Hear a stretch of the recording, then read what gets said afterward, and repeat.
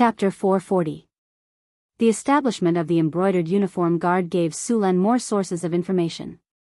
With the development of time, the embroidered uniform guard would continue to grow.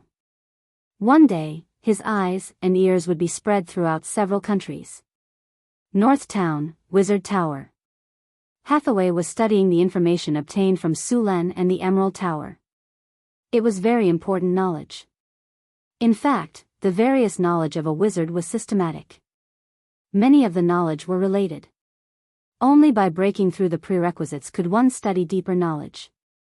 Since the Arcane Empire, many advanced knowledge could be said to be the product of many knowledge. At this time, it was no longer just the knowledge of one discipline. It required the joint research of many disciplines. Even those magical creations were the same. Take the Wizard Tower for example. In order to build a wizard tower, one needed to know more than 100 types of knowledge, from rune engraving, mana transmission, space shaping, soul weaving, and so on. As for the more powerful floating city, it involved more than hundreds of knowledge. The Mageweth inscription technology that Su-Len obtained belonged to the prerequisites among the advanced knowledge. Only by learning it could one study more difficult knowledge. Take the Mageweth particle cannon for example. If one didn't know the Mageweth technology, they couldn't make it. For example, the principle and making of riddles. This book described the making method and theoretical basis of riddles. However, riddles were made up of many Mageweths. Mageweths were only the foundation. Knowing the Mageweth inscription didn't mean that one knew the riddles. However, if one didn't know the Mageweth, they couldn't learn the riddles. The book, Riddles, included many technologies such as the Mageweth technology, spell sequences, energy transmission technology, and so on. After obtaining the Mageweth particle cannon technology from the Emerald Tower, Hathaway began to study this weapon. In fact, many of the technologies needed for the Mageweth particle cannon were already available in North Town. After obtaining the key technology, the Mageweth energy conversion technology, they could already try to make this weapon. The Mageweth particle cannon was different from what many people imagined. It was not the kind of cannon barrel that was filled with elemental energy and fired like a cannon. In fact, the Mageweth particle cannon was more like a lightning rod. It was about 2 to 3 meters tall and was usually built at the top of a wizard's tower. At the top of the cannon was a round ball, which was where the destructive magic energy particle beam was fired. Although it looked simple, the technology involved was very advanced. Ordinary Mageweth inscriptions wouldn't work. This kind of weapon wasn't large in size, so it required technology similar to micro-engraving. The runes on it had to be accurate to the micron level. The core of the mana particle railgun required mithril, adamantine, and other materials to release a large amount of mana in a short period of time. The material requirements were very high, so it needed adamantine. At the same time, some astral sand had to be added to create a carrier that could withstand the explosive release of energy. In addition to these core components, most of the ordinary components of the particle cannon also required a large amount of precious materials. The amount of materials and energy required to build such a weapon was also astronomical. Luckily, the northern town city had all the most valuable materials. Su-Len was very glad that he discovered the underground world and took control of it. It could provide him with a large amount of precious metals and materials. The underground world had more minerals and gems than the surface world. Adamantine, mithril, and orichalcum. Although the production of these metals was very low, after such a long time of accumulation, it was enough to make a Mageweth particle cannon. Making this kind of complicated magic tool required everyone to work together. Other than Alex, Karina, Wizard Andre, and Wizard Lorraine, even Su-Len was asked by Hathaway to help with the production. Some of the ordinary components that were easy to make were assigned to everyone. Hathaway was responsible for the most important and core components. Even some of the most basic components were given to the magic apprentices in the North Wind Tower to make. Making a Mageweth particle cannon required thousands of different components. Although Su-Len and the others were only responsible for some of the more common components, it still took them about a week to make it. The core component of the Mageweth particle cannon that Hathaway was making was even more difficult. She knew how to make it, and she had all the necessary materials. Even Hathaway had to be very careful when making it. A week later, in the astrology station. As Hathaway took out a sealed core component of the Mageweth particle cannon, the eyes of the other spellcasters on the scene lit up. Their eyes were fixed on the silver-white component with golden patterns. This is the core component of the Mageweth particle cannon? Yes. Hathaway nodded slightly and said, this core component can convert elemental energy into powerful particle beams. As she spoke, she picked up the core component and began to assemble the Mageweth particle cannon. Hathaway, who already had a card up her sleeve, assembled the various components very quickly. She smoothly assembled them all. Half an hour later, a 3-meter-tall silver-white object that looked like a lightning rod appeared in front of everyone. This is the Mageweth particle cannon? Sulan excitedly reached out his hand. He wanted to touch it, but he seemed to be afraid of damaging it. Yes. Hathaway also said excitedly, touch it. It's not that fragile. It won't be damaged. The Mageweth particle cannon that we're making now is a first-generation product. As far as I know, in the era of the Arcane Empire, the Mageweth particle cannon installed in the Wizard Tower was already a third-generation or even fourth-generation product. There were even other magic weapons. A first-generation product is a first-generation product. We'll make rapid progress in a while and strive to catch up with the technology of the Arcane Empire. Sulan said as he stroked the Mageweth particle cannon. His expression was as if he was stroking a peerless beauty. Since it's done, do you want to test it? Alex asked as he looked at the Mageweth particle cannon in front of him. Of course, we have to test it. Otherwise, how do we know if it works? Hathaway said directly. Then everyone began to get busy. The Mageweth particle cannon needed to be installed at the top of the Wizard Tower. At the same time, it needed the cooperation of the Tower Spirit to control it. The others also needed to rebuild the energy channel. The energy channel connecting the elemental pool of the Wizard Tower and the Mageweth particle cannon needed to be specially reinforced. This channel needed to pass through a large amount of elemental energy quickly in a short period of time. Once there was a problem, the energy leakage would be a very serious accident. Finally, after these things were built, they needed to be connected to the Tower Spirit, Milky Way, so that Milky Way could control this killing machine. Check all the links and see if there are any problems. Sulan emphasized again. There's no problem here. Alex said after checking again. There's no problem here. Soon, everyone finished the last check. Since there's no problem, start connecting to the Tower Spirit, Milky Way, Hathaway said. Sulan nodded and said, yes. Milky Way is starting to shut down. Hathaway ordered. Shutting down. Elemental pool energy shut down. Energy channel is starting to close. Rebooting, a cold mechanical voice sounded. Soon, the entire astrology platform gradually dimmed down. The energy supply was at a minimum. Rebooting. With a flash of light, the Tower Spirit, Milky Way, was rebooted. Energy channel opened.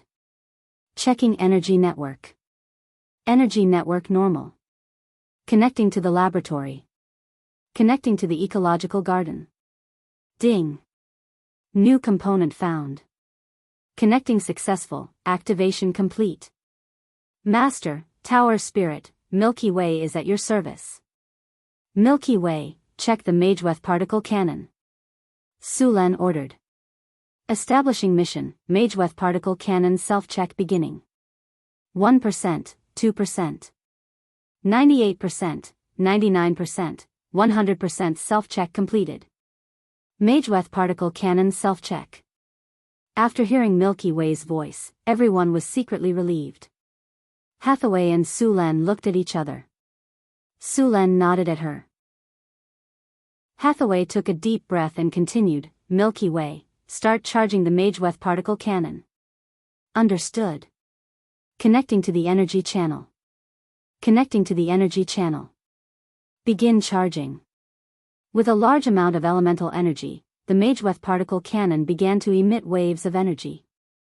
The waves of energy began to gather quickly. Soon, a terrifying wave of energy appeared on the ball at the top of the Mageweth particle cannon.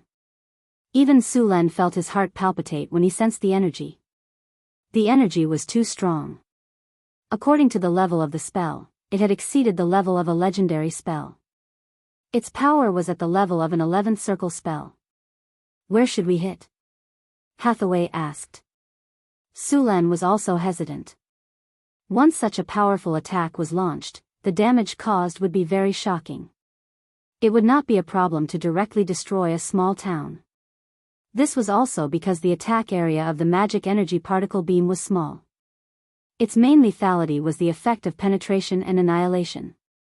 With such a shot, everything in its path would be turned into nothingness. Sulen thought for a while and said, "Let's forget about it. Once this thing is launched, it will cause a huge commotion. Although Northern Town is remote, there are many spies here. Once it is launched, they will know and be prepared. If we don't launch it, we can still catch them by surprise." "That's good. I just checked it. All the energy nodes are operating normally. It can be launched." Hathaway nodded in agreement. The weakness of the first-generation Mageweth particle cannon is that it consumes a lot of energy and is relatively weak. It needs a while to recharge the energy. Chapter 441. Mana Particle Railgun, First Generation Advanced Magic Construct, Advanced Magic Creation. It is a powerful weapon made from adamantine, mithril, orichalcum, astral dust, high-purity magic gemstones, and many other rare materials. It has the power to destroy the world. Power plus 30, energy attack plus 25, penetration plus 25, rapid firing plus 10, durability plus 25, range plus 30. Note, you have been targeted by me. Run for your life, little mushroom. Note 2, eat my cannon. After making the mana particle rail cannon, Sulen returned to Sanfilto City. After all, there were still many things to do in the Kingdom of Florence. Phyllis was only a princess before. Dealing with government affairs was not her strong suit. She was barely qualified during this period of time. The morning light shone down. Her towering breasts bathed in the morning light and emitted a hazy glow. Her white skin was as smooth as jade. Sulen woke up from his sleep. After returning to Sanfilto City last night, he had a big battle with Phyllis. Naturally, Phyllis, who had awakened the Red Dragon bloodline, lost miserably. Even Alex, who came to play with her, could not escape. Sulen got out of bed refreshed. He put on his clothes with the help of the maids. After a simple wash, he began to deal with government affairs. Phyllis and Alex slept until the sun was high in the sky. "The weather is great." Phyllis stretched her body lazily. "Don't be in a daze. Go eat something first." Alex beside her had already gotten out of bed. "No, I still want to sleep."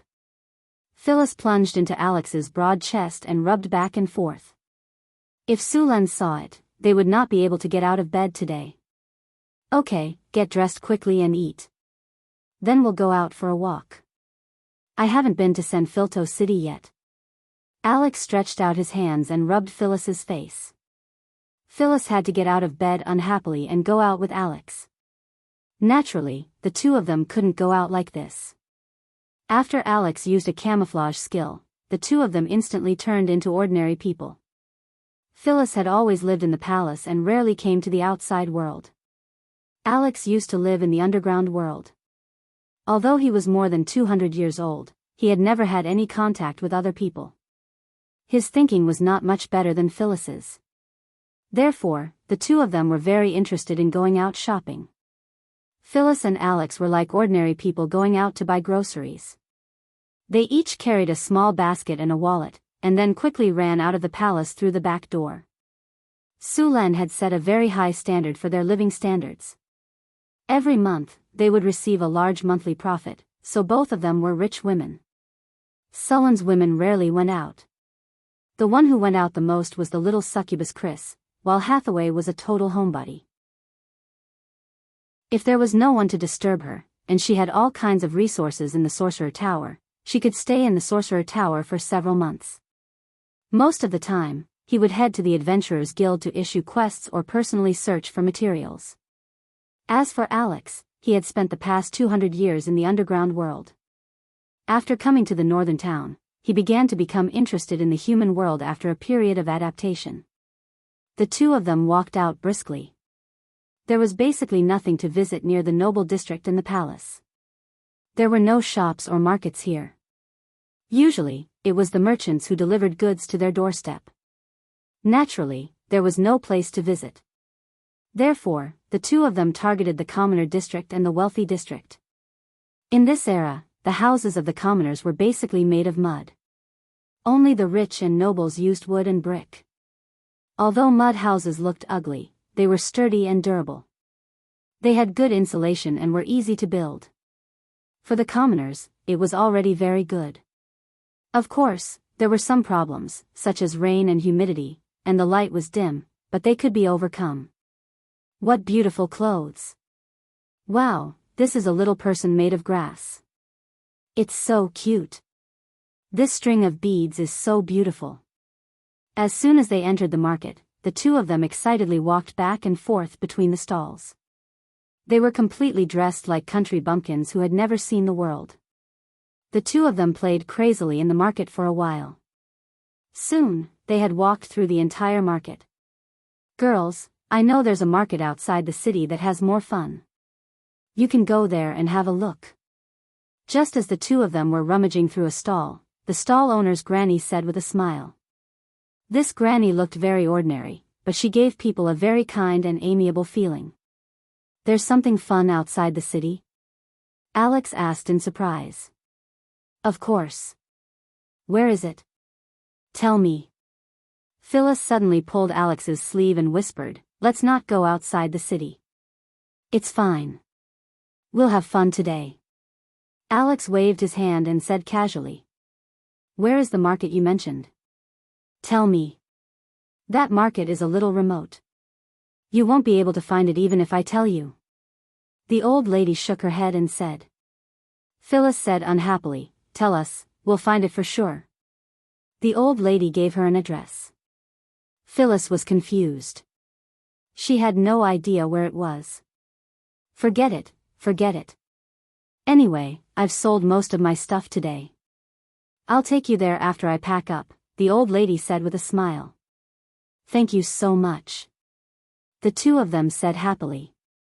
Soon, the old lady packed up her stall and led the two of them out of the city. Although the old lady was not young, her body was still very strong. Her speed was not slow at all. About half an hour later, the three of them arrived at a small town outside the city. Wait for me here. I'll go buy some things for my grandson. I'll be back soon. The old lady stopped after arriving at the town. Okay, hurry up. Alex said as he looked around the town. The old lady nodded, then turned around and left. She first bought some food from the surrounding stalls, then in the blink of an eye, she circled around to an inconspicuous shop. Inside the shop, two ordinary-looking men immediately walked out of the shop after she came in, and at the same time, they closed the door.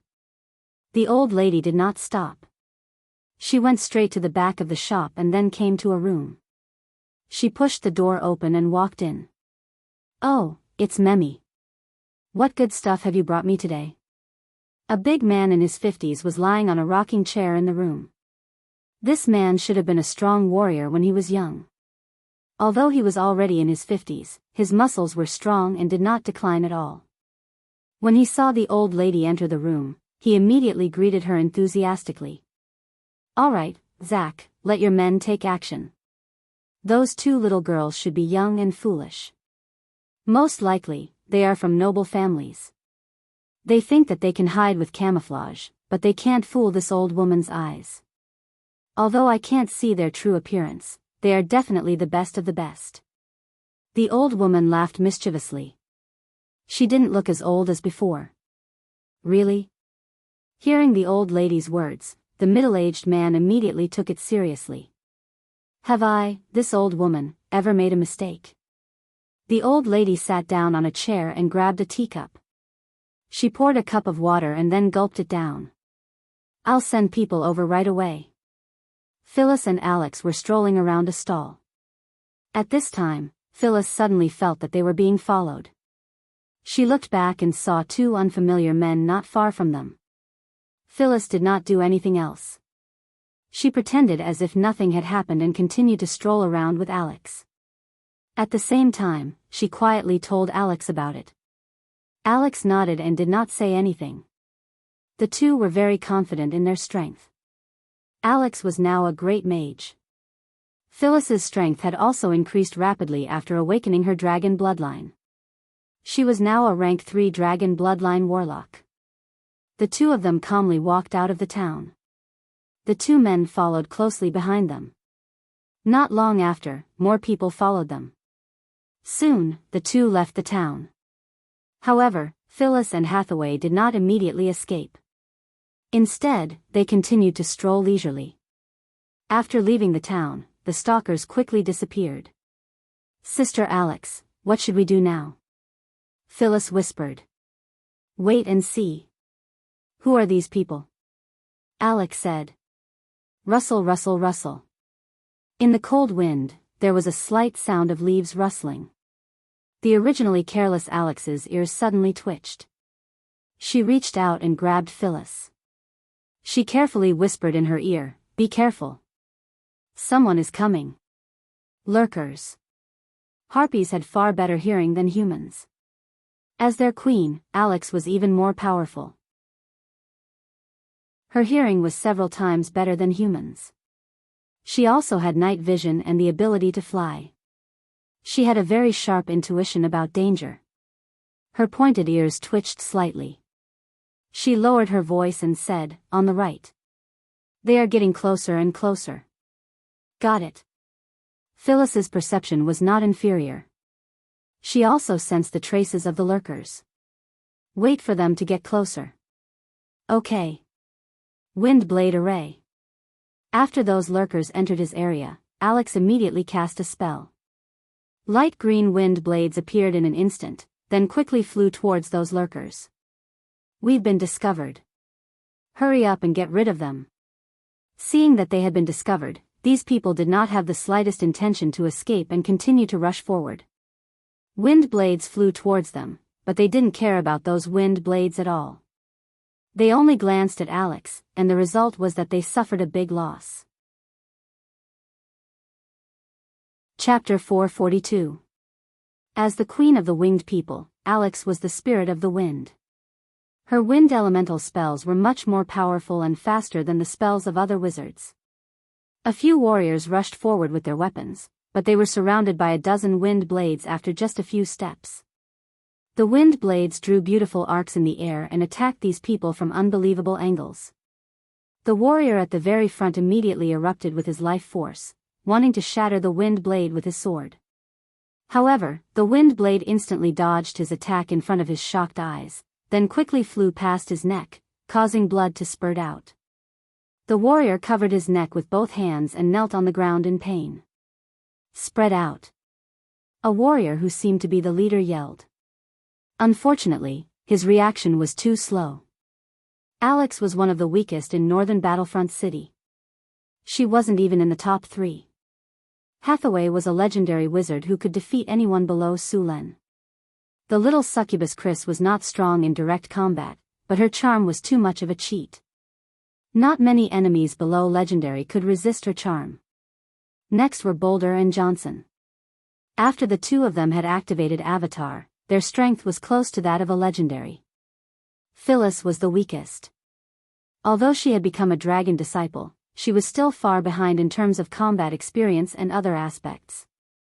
Just as the enemies were about to dodge, the wind blades were already in front of them. Under Alex's control, dozens of wind blades flew past these people's throats and joints like they were his arms. Blood splattered everywhere, and the enemies were all killed in an instant. "Hey, you should have left one alive." Phyllis quickly reminded Alex when she saw how clean the enemies were, but she was still a step too late. The last enemy was also cut into pieces by her wind blades. They're all dead." What should I do? Alex was a bit embarrassed. Forget it. They're all dead. Why don't we just capture that old woman? Seeing that all the attackers were dead, Phyllis could only place her hope on that old woman. These guys are so poor. While Phyllis was still thinking about catching the old woman, Alex had already run over to clean up the battlefield. Although Alex was the queen of the winged men, the Harpies did not know how to make any tools other than plundering in the underworld. Therefore, she was very familiar with cleaning up the battlefield. When Sulen subdued the Harpies, they had collected a lot of junk in their nest. Alex squatted down and began to search the corpses. He wasn't uncomfortable with the smell of blood. In comparison, Phyllis was much worse. Although she was quite strong, she hadn't even killed a chicken before. Suddenly facing a ground full of corpses, she couldn't get used to it. These people are so poor. He didn't have a single magic item on him. There's not even a single piece of beautiful gemstone. Just these scrap metal. There are still some silver coins here, but they don't even add up to a kinnar. How dare you rob me when you're so poor? If these people hadn't died, they would have been angered to death by Alex's words. If they had money, who would dare to rob them? Alex, don't care about the junk. We have to hurry up. Otherwise, the old woman will definitely run away when she hears the news. Phyllis urged. Although they were now outside the town and the surroundings were a little desolate, if someone saw them, the news would be easily leaked. Don't worry, she won't be able to run away. Alex collected a dozen silver coins. No matter how small a mosquito's leg was, it was still meat. She was a diligent and thrifty queen. With a snap of her fingers, a flash of light appeared. Tracking spell. A magic light converged into a small arrow, pointing at the town not far away. The two immediately followed the arrow's direction and chased after it. At the same time, in a house in the town, the old woman who led Alex and Phyllis here was having a meal with a middle-aged man with a scar on his face. At this moment, the middle-aged man suddenly asked, "It's been so long. Did Greyhound and the others succeed?" "Boss, Greyhound and the others haven't returned yet." A person behind him replied. "Why are they so slow? Don't tell me they want to enjoy themselves first. These two are the best. If the price is low because of this, I will skin them alive." The scar-faced man said coldly. "Don't worry, boss, Greyhound and the others know what to do." The two women noticed something was wrong, so they ran out of the town in advance. Calculating the time, they should be back soon. The person behind him quickly said, "No, the situation is not good." At this time, the old woman suddenly said, "Even if they went out of town to catch them, they should have sent someone back to inform us. There is no news for so long, it is very likely that something happened." Something happened? The scar-faced man's face suddenly changed. He directly stood up and said, "Not good, let's evacuate first." When the people around heard this, they immediately began to move. Bang! A loud sound came, the earth shook, and the whole house began to collapse in an instant. The faces of the people in the room changed greatly, and they all wanted to rush out of the house. A shockwave swept out, and the people who had just rushed out were directly sent flying far away, and then fell to the ground heavily, unconscious. Some of the lucky ones managed to avoid the collapsing houses and the shockwave, but before they could even breathe a sigh of relief, they were directly greeted by Alex's wind blades. How could these people be Alex's opponent? In just 2 breaths of time, they were all dealt with by him. Check to see if there are any fish that escaped the net, and then inform the city guards to come and catch them," Alex said. After checking that there was no one else around, the two began to split up. Phyllis returned to San Filto City to call for people, and Alex stayed to watch and see if there were any other clues. Phyllis's speed was very fast. Half an hour later, 2 teams of city guards rushed over and caught these people, including the old woman, all of them. Alex also found a hidden basement under these houses, and found a few girls who had been captured in the basement. After searching a few times and finding no other clues, Alex and Phyllis brought people back to San Filto City, leaving only a few city guards here to deal with the aftermath. San Filto City, prison. Sulan had a relaxed expression as he drank tea, looking at the officials who were reluctantly entering the prison to be re-educated. This prison was like thunder to the ears of these officials, and none of them were afraid of it. After a period of training, each of them became serious and responsible. At this moment, a soldier hurried over. After a while, he came to Sullen's ear and reported something in a low voice, and Sullen's expression slowly became unsightly. After the soldier finished his report, he directly got up and left, turning around and walking towards the palace. Is it these people? Sulan looked at the group of tied-up people in front of him and said.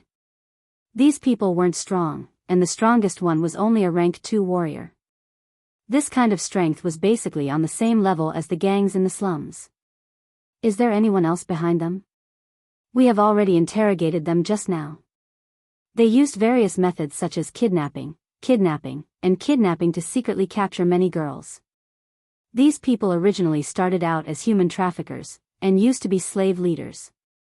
There is indeed someone behind them, and that person is their client. All the girls they abducted were sold to this client. Sullen's expression turned gloomy. It seemed that there really were people who weren't afraid of death, and there were actually people who were playing tricks in front of him. Who is the buyer behind them? I heard from him that it was a noble. Alex pointed at the leader of this group of people. At this moment, the scarred leader looked a little miserable. There were many wounds on his body from whips, and his forearms were bent in a strange direction. His legs were also dripping with blood. However, his eyes looked a little dull, and his mind was probably controlled by Alex. It seems that this group of nobles still don't learn from their mistakes. Sulan wasn't surprised by this result, and he knew very well what nobles were like. But why did that noble capture so many girls? Sulan asked curiously. I don't know.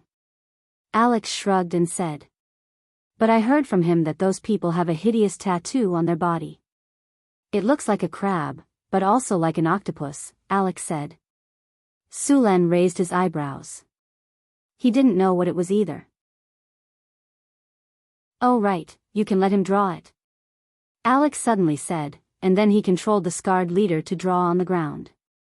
After about 5 minutes, a very abstract drawing appeared in front of Sulan. In the drawing, the creature's body was like an oval brain, and there were a few eyes on the brain. At the same time, there were many twisted tentacles on the brain, and a mouth full of sharp teeth opened under the eyes, revealing ferocious fangs. Below the brain, there were 10 sharp and long legs evenly distributed on both sides of the body to support its weight. It looked terrifying and hideous, and made people shudder. Although the drawing was very abstract, Sulan still recognized that it was a brain hunter. How could it be this thing? After recognizing that the drawing was a brain hunter, Sulan's face was full of shock and uncertainty. Brain hunters were very dangerous creatures in the Wizard's Monster Guide.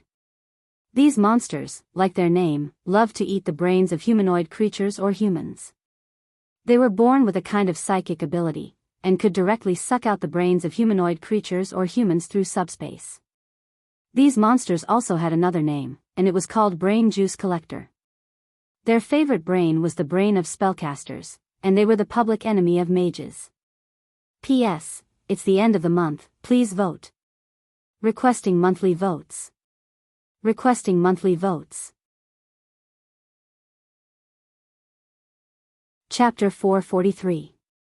Brain hunters are difficult to deal with. Their bodies aren't corporeal. Although you can see them, they aren't completely in our dimension. Part of them is still in the dimension. Ordinary weapons are ineffective against them. Even if it is a magical weapon, they have a 50% chance of being immune to the damage. Moreover, these monsters have the talent of Anywhere Door. Although their bodies are bloated, they can teleport at will with the ability of Anywhere Door. The most troublesome thing was its brain-sucking ability. As long as you were within its line of sight, it could perform a brain-sucking attack on you. Once the attack failed, your brain would be sucked away by it. It really ate your brain. Even if you pass the judgment, you will be stunned once. This thing likes to eat brains, but what does that have to do with capturing those girls? Sulan was also confused. Do you know where these people are? Sulan asked. Yes, they are in a noble's territory near Sanfilto City, Alex said. Lock them up first, Sulan said and left. It was not easy to deal with a monster like the brain hunters. In a sense, this thing was not weaker than the abominations. He needed to discuss with Hathaway before taking action. North Town City, North Wind Tower, Astrology Platform.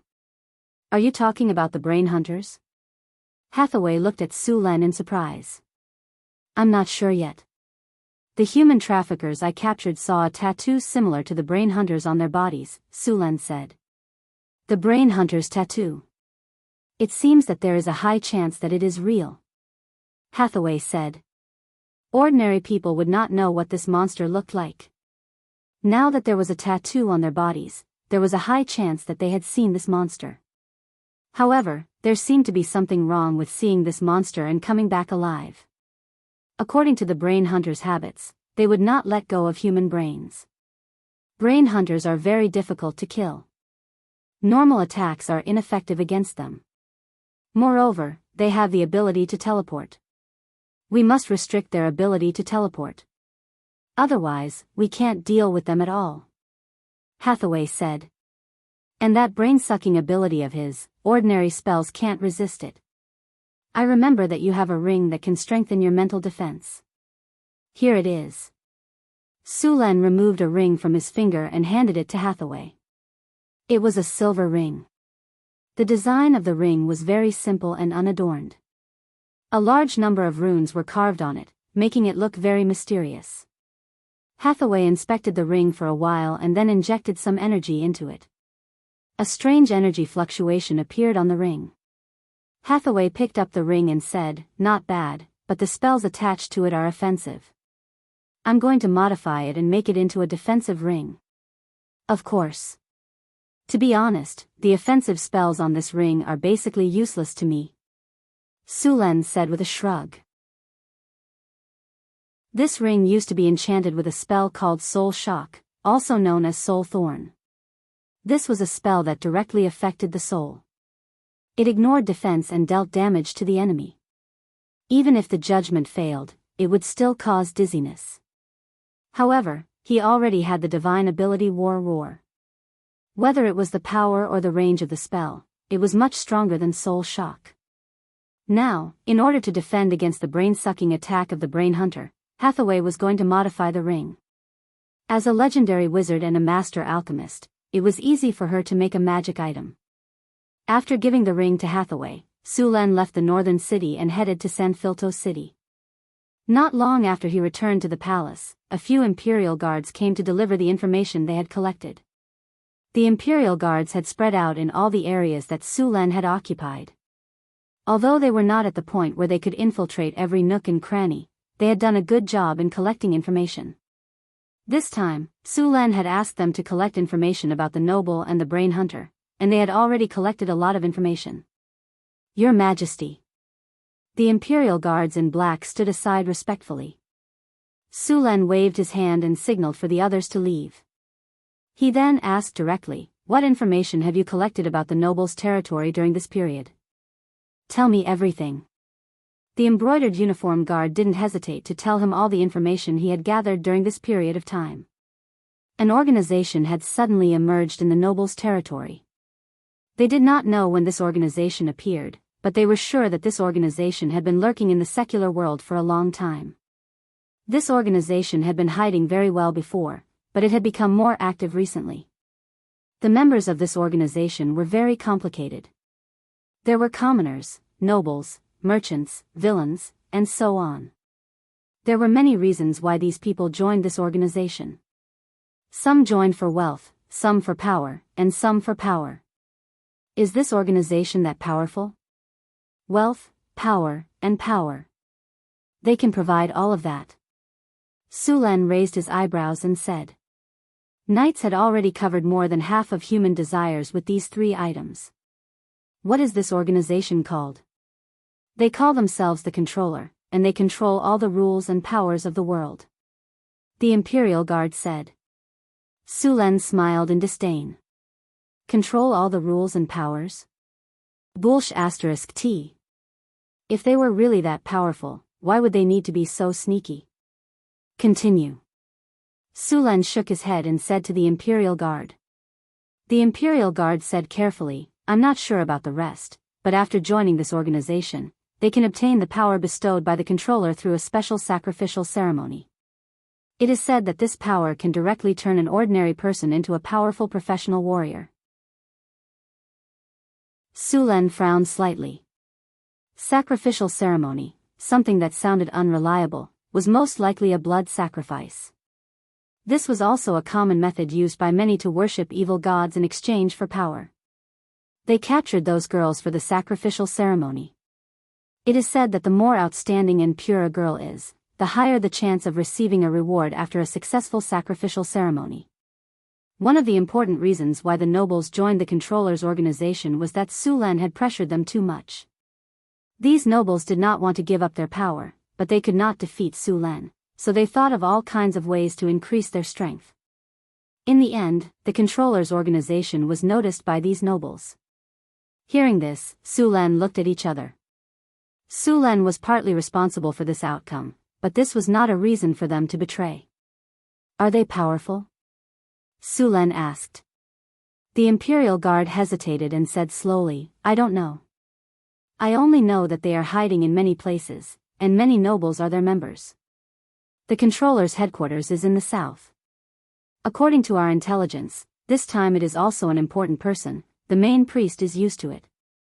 Sulen nodded and continued, Imperial Guard, continue to gather information according to your method. Inform me immediately if there is any new information.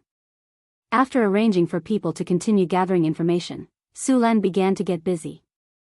During this period of time, all kinds of things had piled up because of the demon hunters. In the next few days, Sulen dealt with government affairs and waited for more information about the brain hunters. On this day, Sulen once again returned to the Northern Wind Tower. After a few days of busy work, Sulen's ring was completed. In addition to this ring, Hathaway also prepared some other things for him. Take a look, this is the ring I prepared for you. Hathaway said as she handed him a beautifully made silver-white ring. Sulen looked at it, and his eyes lit up. This ring could be said to be completely changed. Soul Protection Ring +4, this is a magic ring made by 2 legendary spellcasters. A powerful spell is engraved on it, and it has good defense. Of course, materials, mithril, thorium, magic steel, orichalcum, etc. Equipment requirement, Spirit 20 and above. Equipment effect, Soul Resistance. Soul Resistance +2, Psychic Resistance +2 Equipment skill, Psychic Shield, instantly build a strong barrier around your body. Can resist psychic attacks. Before the psychic shield is broken, you will not be hurt. In addition to this ring, Hathaway only made a few other pieces of equipment, and they were all used to deal with monsters like the brain hunters.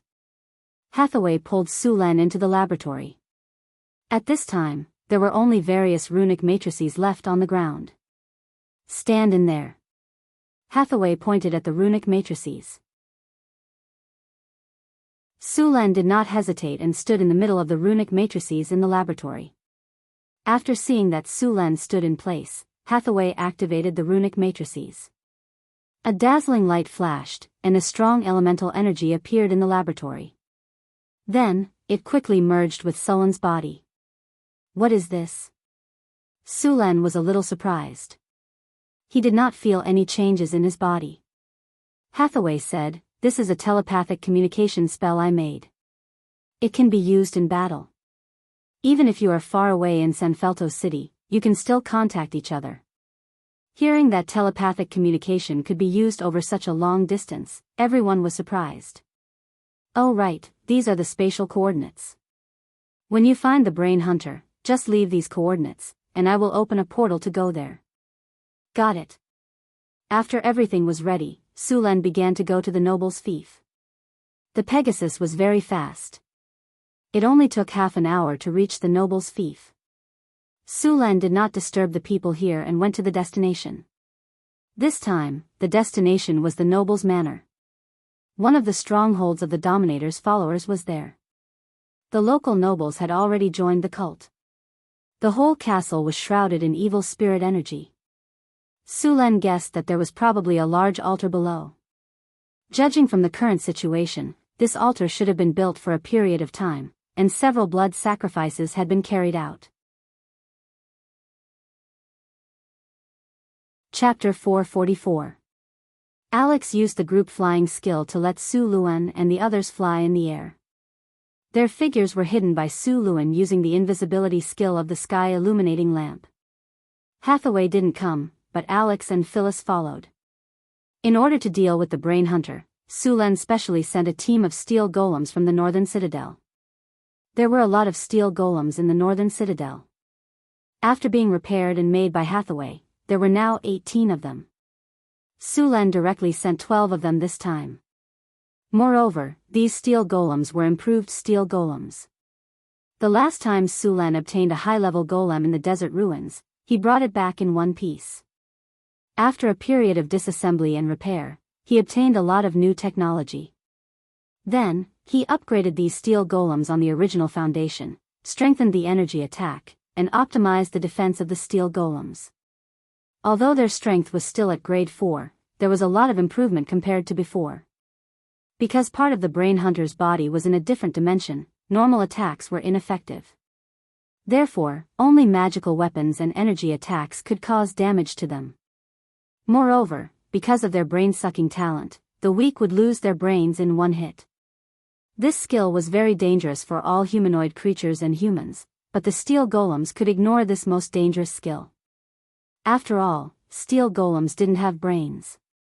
Golems were very suitable to deal with the brain hunter, but relying on the steel golems alone couldn't kill the brain hunter.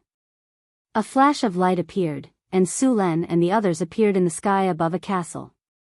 He turned his head to look at Phyllis and Alex and ordered, "Don't run around later. Monsters like the brain hunter like human brains the most.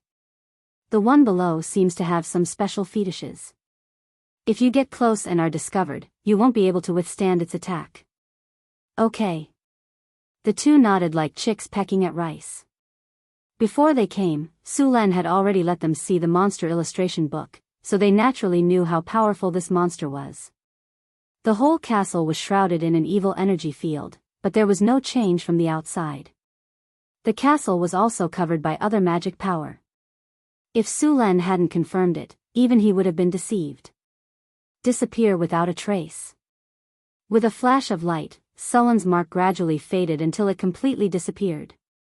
Sulen asked the two of them to wait outside while he went in alone. As soon as they entered the castle, an evil energy shrouded them. Sulen frowned slightly. The environment here had turned into something similar to the land of blasphemy. The negative energy was so strong that Sulen would have thought that he had transmigrated to a lower plane if he was not sure that this was a material plane. The land of blasphemy was usually in the lower planes. It was easy to cast all kinds of negative energy spells here, and it also had a suppressive effect on positive energy spells. Ordinary people would become weak, sick, or even die in such an environment. Sulen frowned. The environment made him uncomfortable, but it was still bearable. The thunder energy in his body flowed gently, forming an energy shield around his body. It blocked the energy of the blasphemous land. Sulen exerted some force on his feet and soared into the air. He crossed the wall that was several meters high and entered the castle. Unlike the relaxed situation outside the castle, there were many guards inside the castle. It was obvious that they were relaxed on the outside but tight on the inside. After a brief observation, the strength of the guards in the castle was not bad. They were all strong and well-equipped. Some of them even looked like warriors from other places. The style of the weapons they used was completely different from that of the Kingdom of Florence. Such a powerful evil aura. It has changed the environment in reality. This monster has been here for a long time. Sulen frowned slightly. Under normal circumstances, it was not easy for such extraterrestrial creatures, abyssal demons, hell devils, evil spirits, and other monsters to come to the material plane. They would be easily discovered if they relied on their own strength. It was obvious that this was an inside job. Since the appearance of the elemental tide, many people on the continent began to be restless. The elemental tide could make humans in the material plane stronger, but it would also make all kinds of demons, devils, and evil spirits in the lower planes restless. It could be said that every elemental tide was an opportunity. In the past few thousand years, there were always some lucky ones who took advantage of the elemental tide and the changes in the environment to seize the opportunity to become the new demon lord. Sulen placed a few dimension markers made by Hathaway in the castle. He then flashed and arrived at the second floor of the castle. One of the rooms on the second floor suddenly opened, and a soldier walked out. It seemed like he was about to go out. Su Luan naturally wouldn't miss such a good opportunity. A spiritual light flashed from his hand, and then instantly entered the soldier's body. Dominate human. The soldier's body stiffened for a second before returning to normal. Master. Although Sulen was only a part-time wizard, his spellcasting ability was not weak.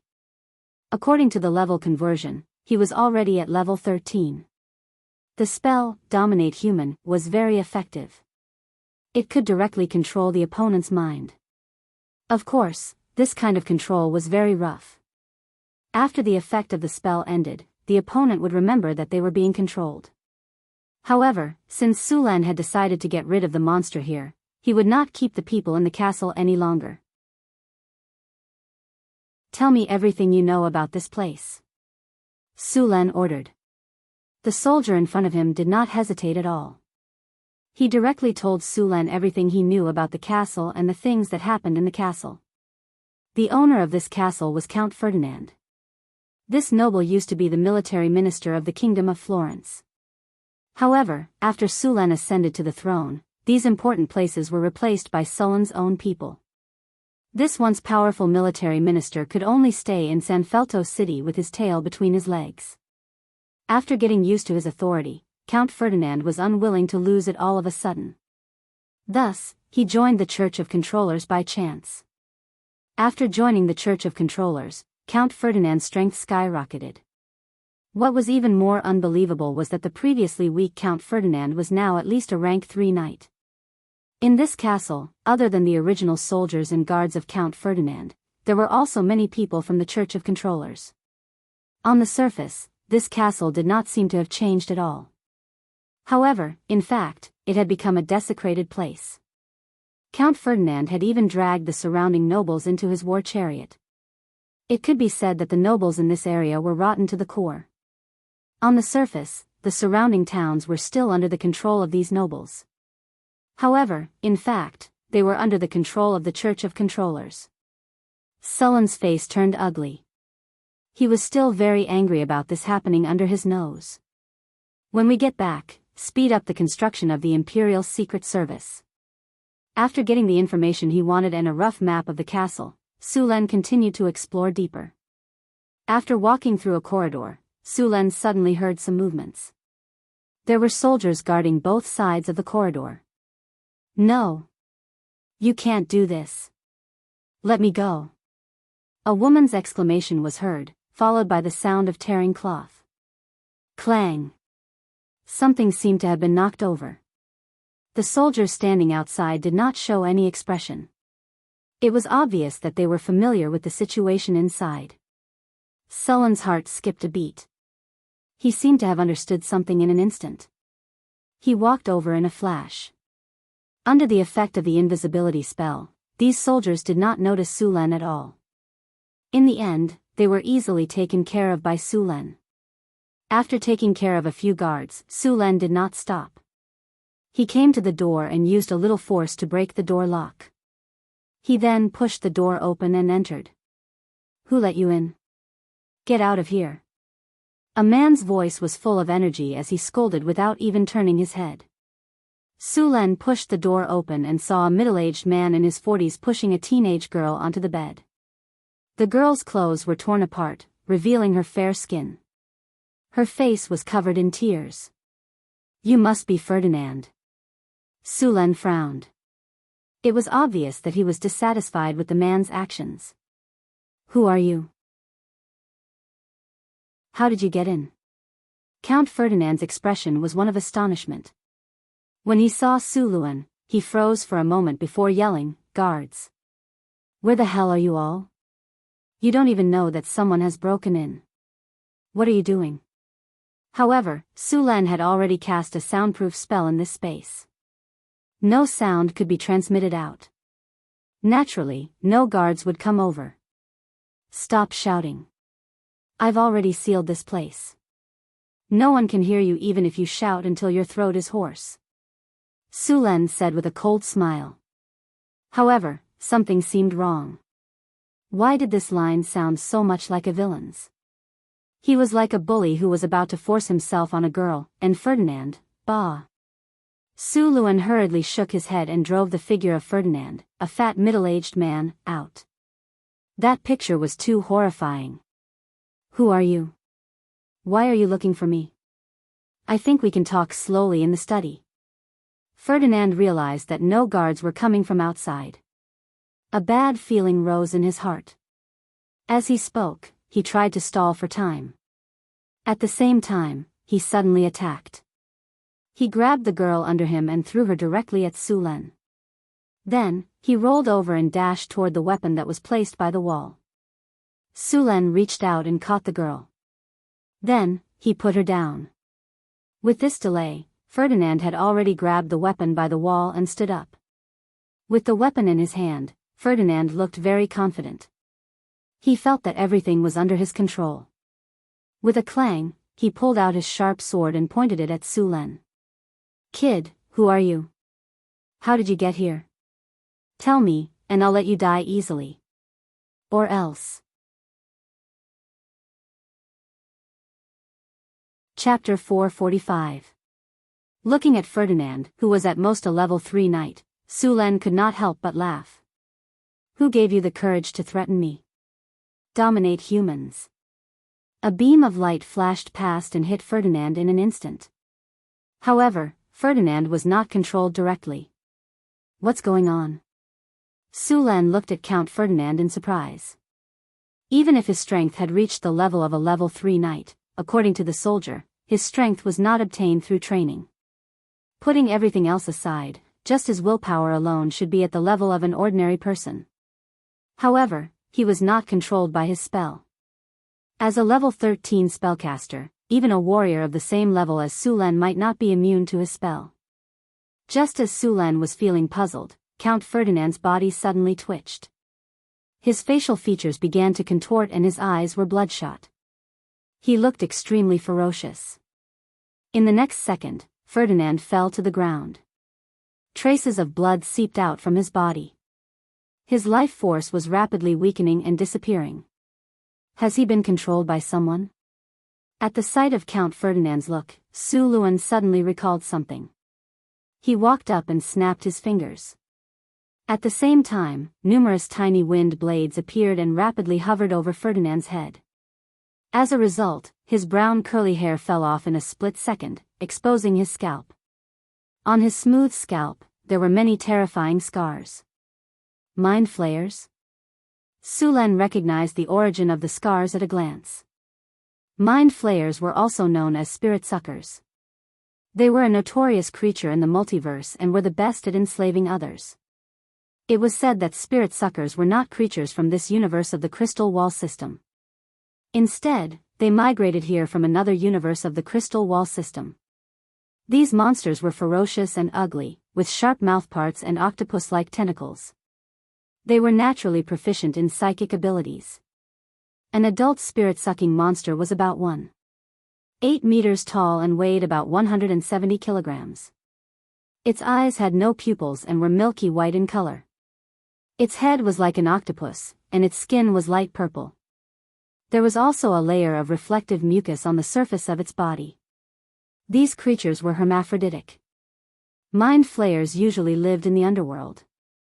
These monsters liked to enslave other races, such as the Grey Dwarves.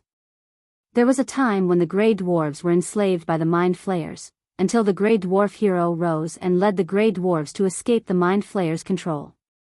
In the past, the Mind Flayers lived in the astral boundary and formed a huge empire to enslave the Giths. Later on, the Giths created a powerful divine artifact.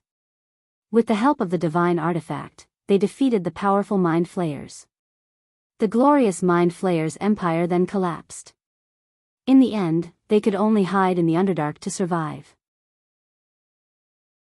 Unexpectedly, these Mind Flayers dared to come to the surface world and cause trouble.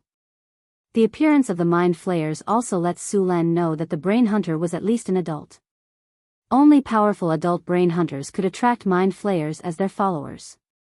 Some especially powerful Brain Hunters would even have perfect Mind Flayers as their partners. Looks like the things in the altar below are a little troublesome. Su-Len frowned slightly. My lord, save me, save me. Seeing Su-Len easily kill Count Ferdinand, the frightened girl suddenly came back to her senses and scrambled to Sullen's side. Sorry, I still have things to do. It's going to be very dangerous, so I can't bring you along. However, there will be chaos here in a while. Those guards probably won't be able to take care of you. You just have to run for your life when the time comes. Su-Len didn't agree. He casually tossed the weapon next to him to defend herself, then turned and left the room. After leaving the room, Su-Len continued to walk down. After reaching this place, there were no longer any soldiers patrolling. Instead, there were some humans in black robes.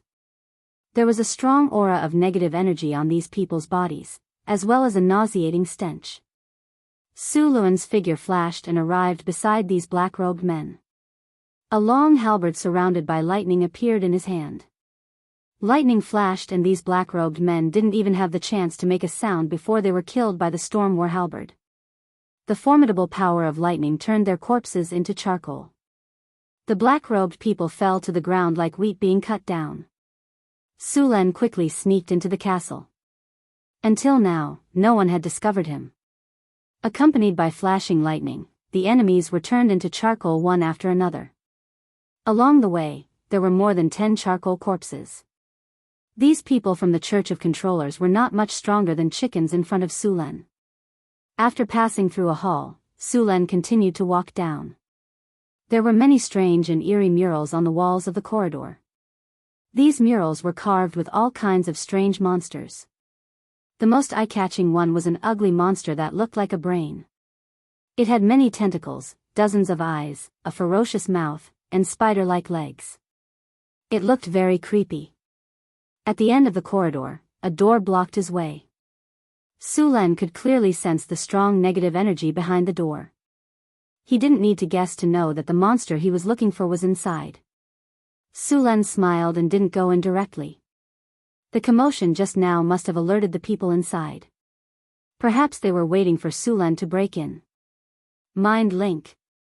Su-Len directly activated the mind link that Hathaway had cast on him. In an instant, he crossed thousands of miles and connected with Hathaway. Hathaway, activate the group teleportation spell and teleport the Golem army. Su-Len said directly in his mind. Understood. Hathaway immediately acted. Northwind Principality, Northwind Tower, Astrology Platform. Hathaway was wearing a gorgeous wizard robe. Her eyes were closed. A powerful elemental energy rose from her body. Runes lit up under her feet. Hathaway waved her arm, and a beam of light descended from the sky.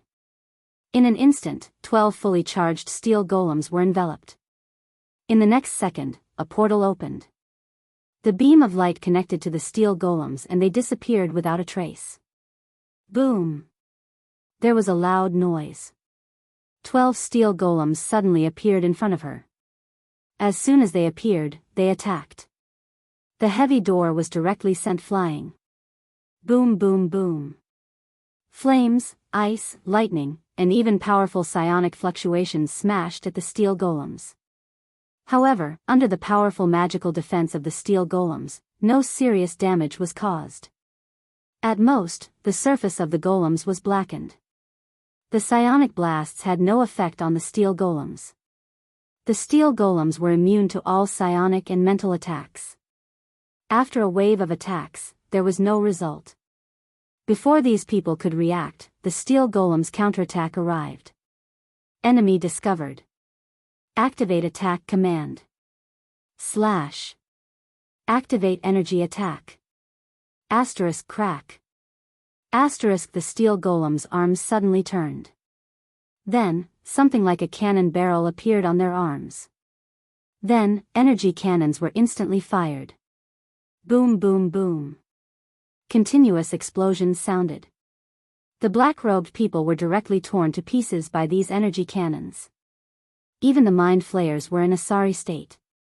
Facing these steel golems, 80% of the mind flayers' strength was crippled. Their psionic abilities were completely ineffective. Their magic attack damage was weakened, and their physical attacks were directly crushed.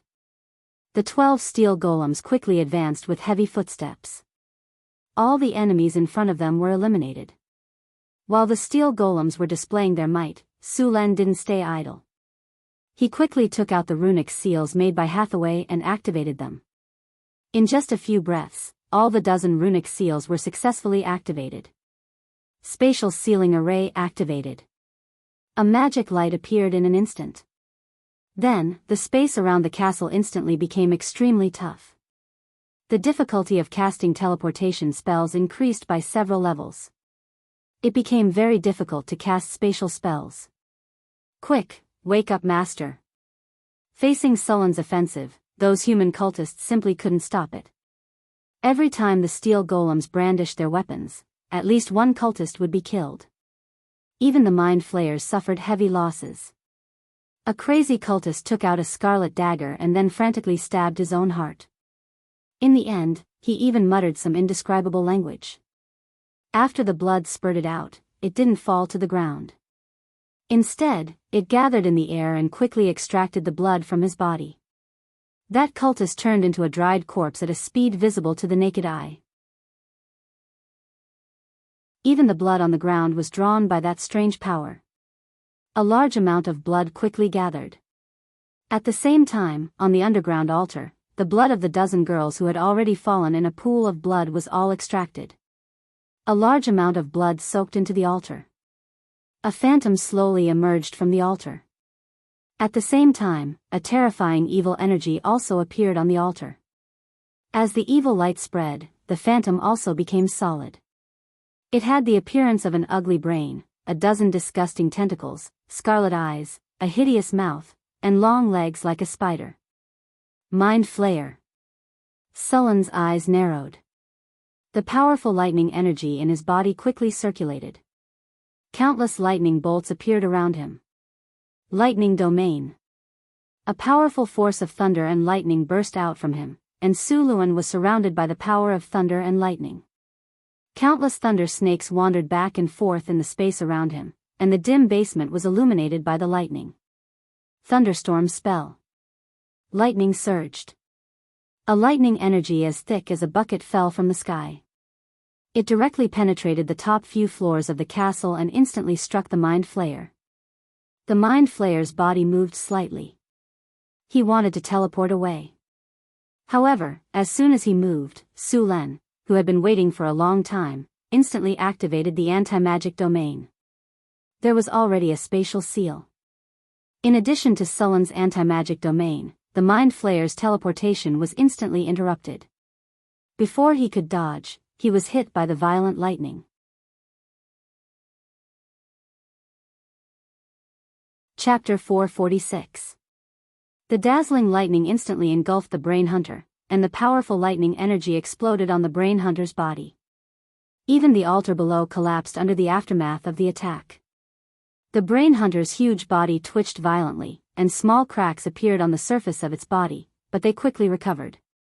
Although his body looked like a brain and seemed to be easily injured, in fact, his own defense was very strong. The evil spirit energy force field surrounding his body could weaken attacks. A brain full of arcane energy. Such a perfect brain, it must taste delicious. The Brain Hunter stared at Sullen's head with greedy eyes. Sulen was a wizard, but he was also a spellcaster. To the Brain Hunter, a spellcaster's head was very attractive. Brain sucking. The Brain Hunter waved its tentacles at Sulen, and a powerful psionic ability suddenly appeared. Sulen instantly felt his scalp tingling, and a strong sense of danger appeared in his mind. Without thinking, Su Len subconsciously dodged, and the ground under his feet shattered. His body instantly appeared more than 10 meters away. As soon as he stood still, he saw a terrifying psionic ability suddenly appear at the place where he was fighting. If Su Len didn't have the talent of the sixth sense, he would have dodged the attack in advance. Otherwise, his brain would have been hit directly. However, the brain hunter seemed to have captured his position. The area of the hall was not big, and other than its family, Su Len was the only normal human. After discovering that Su Len had dodged, it suddenly threw out a few tentacles. The tentacles that were originally 2 to 3 meters long suddenly began to expand, and the tentacles instantly turned into twisted poisonous snakes that were more than 20 meters long. They fiercely whipped at Su Len. Bang! The protective barrier spell on the ring was shattered in an instant. Sullen's storm battle halberd swept across and blocked the tentacle's attack.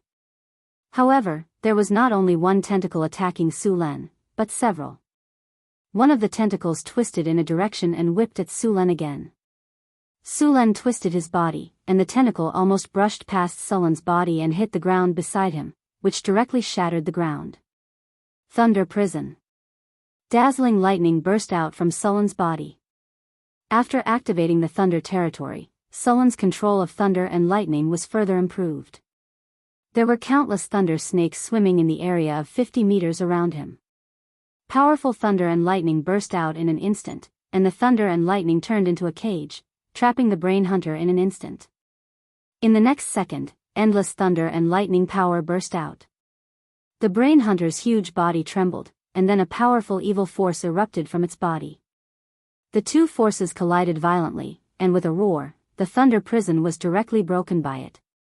Chain of fireballs. Scorching flames appeared in an instant, and 5 football-sized fireballs directly smashed into the brain hunter's ferocious mouth. Flames flew everywhere, and waves of air rolled. The brain hunter had a special teleportation ability, and its casting speed was very fast. Ordinary wizards would need to coordinate with hand gestures when casting flash, but the brain hunter could directly disappear. Although Su Len had used Hathaway's space-sealing rune circle and his anti-magic territory before the battle began, it only increased the difficulty of casting spells. It could not cast spells as it pleased. Every time it cast a spell, it could not use the elemental energy in the surrounding space. It could only use its own energy, and without replenishment, every time the brain hunter cast a spell, it would consume its own energy. After all, the space-sealing rune circle made by Hathaway was only temporary, and she did not personally make it. Moreover, even if Hathaway personally made a barrier to seal this space, it would still be difficult to completely stop the brain hunter's spatial spells. This was because the castle was constantly emitting blasphemous energy. As for the dimensional anchor, the brain hunter was very alert. It did not give Su Len any chance to use the dimensional anchor to lock it. A twisted tentacle shot out. Although it looked like a tentacle, as long as one was hit, the water in one's body would be instantly extracted. Moreover, once one was entangled by this tentacle, one would have to face the pincer attack of more than a dozen tentacles. Bah! The most annoying thing is to fight with enemies with so many hands or tentacles. The advantage is too big. Su Len cursed as he dodged a tentacle. More than 10 tentacles attacked one after another. You only have 2 hands. You have no morals at all. Moreover, the brain hunter's attack was almost without warning. It was completely launched with its mind. Su Len could not capture the opponent's attack trajectory because the brain hunter was a semi-void creature. It completely ignored the terrain, and all of its movements violated the laws of physics. If it was not for his sixth sense, which could predict danger, it would be even more difficult to deal with this kind of enemy. Death Strangle. More than 10 tentacles mixed with rich negative energy shot out. However, the target was not Su Len, but more than 10 steel golems around. It turned out that the steel golems had taken advantage of the time when Su Len and the brain hunter were fighting to kill all the cultists and mind flayers. The brain hunter was very dangerous to humans. After all, its ability was to restrain flesh and blood. However, it was not enough to deal with the golems. Brain-sucking talent was useless, poison was useless, and the biting effect was limited. The steel golem's physical defense was still very good, and the tentacles could only cause ordinary damage. But the steel golem was different. The 12 energy cannons instantly hit the brain hunter, and light flickered. These energy cannons were a bit more powerful than 6 circle spells, but they didn't cause much damage to the brain hunter. This kind of attack wasn't harmful to the brain hunter, but it was extremely humiliating. The brain hunter was furious after being hit by the energy cannons. More than 10 tentacles waved and attacked the steel golems. The steel golems that weighed several tons were also hit by the tentacles, but the damage was not high. The brain hunter was also a very dangerous creature in the multiverse. It was said that the strongest brain hunter had even seized the brain of a demigod. Even the holy form of the gods was dangerous when facing this monster. The main reason was that their ability was too strong against flesh and blood. When you face this kind of monster, not only do you have to deal with its attacks, but you also have to deal with its brain-sucking ability. A brain hunter could retain up to 13 brains, and each additional brain would increase its level by 1. If all 13 brains were filled, then the brain hunter would have an additional 13 levels, and its strength would increase to level 39. This level of brain hunter was not much worse than some gods. Brain hunters were very difficult to kill. Other than the fact that their bodies were invisible, the other reason was their teleportation ability. Although part of their teleportation ability was restricted, it was still far from enough to kill them. Sulen turned his palm, and a flag wrapped in elemental energy appeared in his hand. It was the Wind Dragon flag. The moment the Wind Dragon flag was taken out, Sulen directly activated the skill, Lightning Storm, attached to it. A powerful energy burst out in an instant, and endless thunder and lightning gathered. A large number of dark clouds appeared above the castle, and the castle was shrouded. The skies suddenly darkened, and tornadoes rose. The tornadoes that were hundreds of meters tall seemed to connect the earth to the sky. In these tornadoes, there were countless thunder and lightning flashing. A powerful storm suddenly appeared and quickly attacked the castle. The guards outside the castle were directly swept up by the storm and disappeared in the thunder and lightning. Rumble. Thunder and lightning fell from the sky and directly struck the castle. The castle, which was originally built with hard rock, began to crack. Under the continuous thunder and lightning attack, many parts of the castle began to collapse. In the basement, due to the environmental factors, the effect of the lightning storm was not very good. Even so, the entire underground hall was occupied by the power of thunder and lightning. The ruthless and endless power of thunder and lightning occupied this space, and did not give the brain hunter a chance to escape. Thunder and lightning covered the brain hunter's body, and the dense thunder and lightning directly broke the energy shield on the surface of its body, leaving a large area of scorched marks on its body. If this was not underground, but outside, Sulen was even confident that he could beat the brain hunter half to death with the lightning storm. If there was a suitable weather, Sulen could directly trigger a natural thunderstorm, and it would not be impossible to directly kill the brain hunter. The chaotic power of thunder and lightning had a great impact on the space transmission, and the brain hunter's space flash was completely ineffective. Bigby's crushing palm. Suluen's silhouette flashed and instantly rushed towards the brain hunter. A 4-meter big palm quickly flew out and ruthlessly hit the brain hunter's body. The Bigby spells were much more effective against this kind of life form. The brain hunter screamed, and its huge body was directly sent flying by the slap. Many cracks appeared on its body, and there were even drops of black blood scattered on the ground. Its body even went into a temporary state of rigidity. After sending it flying with the Bigby spell, Sulen did not stop, and his body flashed and rushed up again.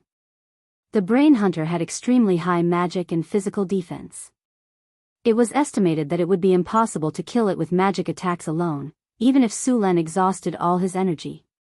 The storm halberd appeared in his hand, and the endless power of thunder and lightning gathered on the storm halberd in an instant. The whole weapon was surrounded by the power of thunder and lightning, and the surrounding power of thunder and lightning was also attracted by the storm halberd. A powerful force gathered on the storm halberd.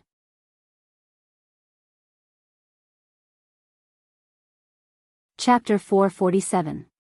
Cat's Grace, Maximum Spell. Dragon's Strength, Maximum Spell. Greater Haste, Maximum Spell. Owl's Insight, Maximum Spell. Bear's Tenacity, Maximum Spell. Weakening Curse, Maximum Spell. Greater Slow, Maximum Spell. In an instant, a large number of spells flashed. Sulen instantly released the spells that he had prepared. His already powerful aura became even stronger, and the Brain Hunter's speed was significantly reduced. Sulen instantly appeared in front of the Brain Hunter and swung the storm battle halberd that was already in its full state. Bang! A pair of wings made entirely of lightning energy appeared on his back. Sulen's power was also fully unleashed at this moment. The storm battle halberd carried an infinite amount of lightning energy. It was like a bolt of lightning that cut through the darkness and slashed toward the Brain Hunter. Whoosh! The tentacles that were blocking the attack were directly cut off by the storm battle halberd. The originally tough and sturdy tentacles were easily cut off. The storm battle halberd even left a deep wound on the Brain Hunter's body. The lightning energy gushed out and turned the wound into a charred black. At the same time, Sulen's figure quickly disappeared. With the help of the surrounding lightning and the pair of lightning wings behind him, Sulen had a teleportation ability. At the same time, the tentacles on the Brain Hunter's head instantly shot out and turned into poisonous snakes that attacked Sulen's previous position. Although Sulen was a half-baked spellcaster, after activating the Thunder Domain and Lightning Storm, this area had completely become his home ground. He could quickly flash in this space, and the Brain Hunter was greatly hindered. The battle between the two sides became more intense. Sulen, who was in his full state, was getting more and more comfortable with the fight. Several tentacles of the Brain Hunter were scattered on the ground. The tentacles on the Brain Hunter's head were quickly being cut off. Looking at the situation, it wouldn't be long before all the tentacles were cut off. In the face of such a crisis, the Brain Hunter was obviously very flustered. Its figure flashed and instantly appeared in front of Sulen. Sulen's storm battle halberd did not dodge, and a powerful psionic ability instantly erupted in its body. Brain sucking.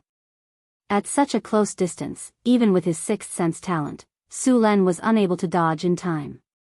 The powerful psionic ability instantly hit Sulen's head, but at this moment, the silver ring on his finger suddenly erupted with psionic energy. Spirit defense. An invisible protective energy instantly enveloped him. Bang! His spirit defense successfully blocked the Brain Hunter's brain-sucking attack.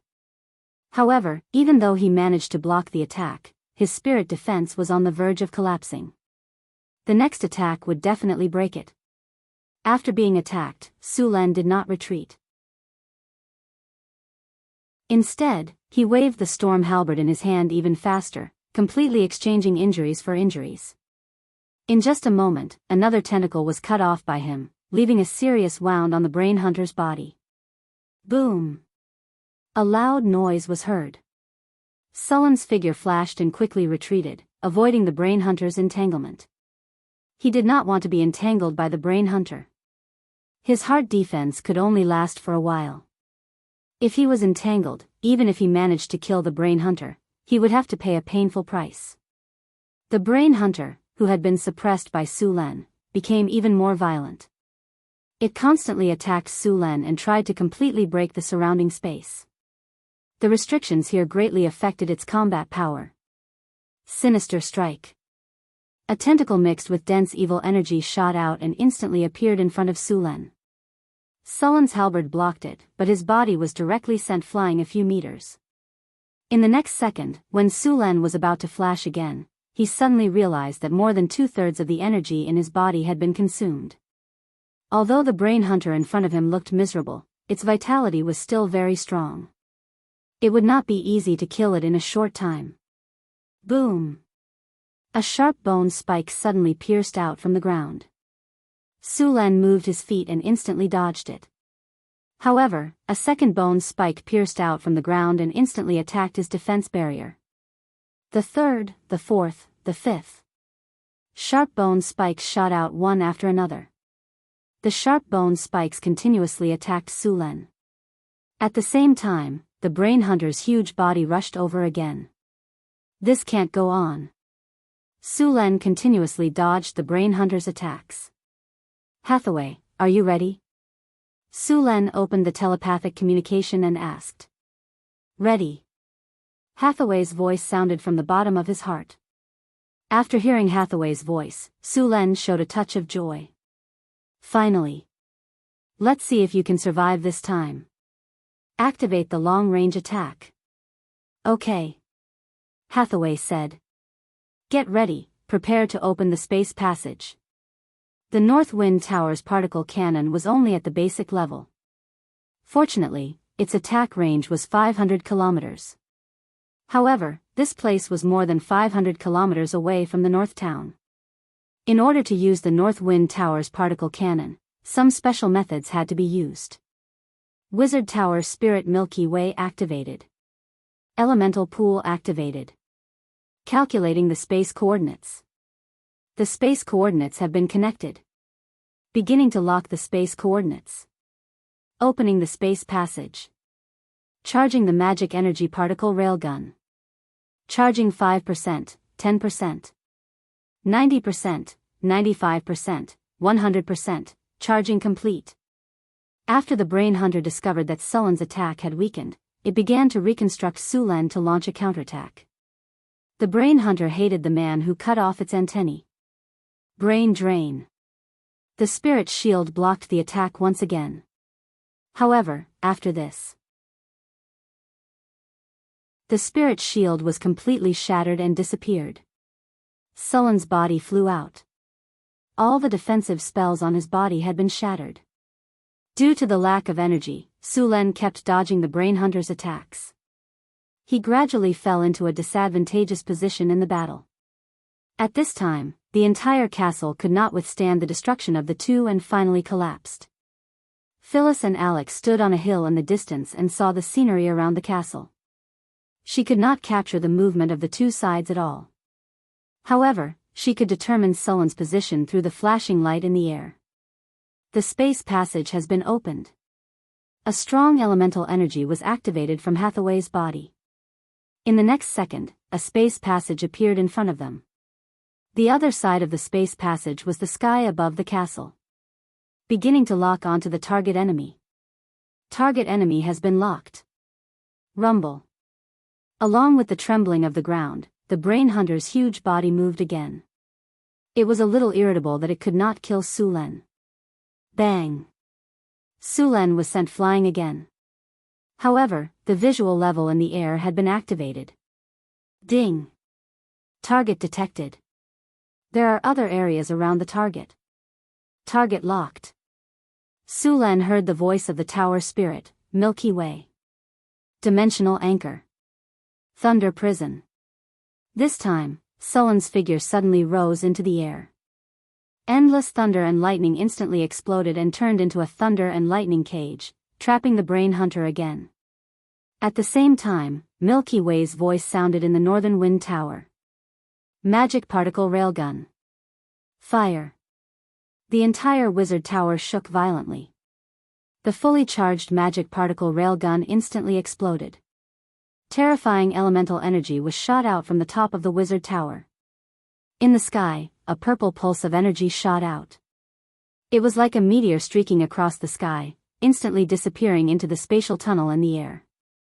Although it was just a flash, because of the huge energy trajectory, it left a purple light trace in the sky that did not disappear for a long time.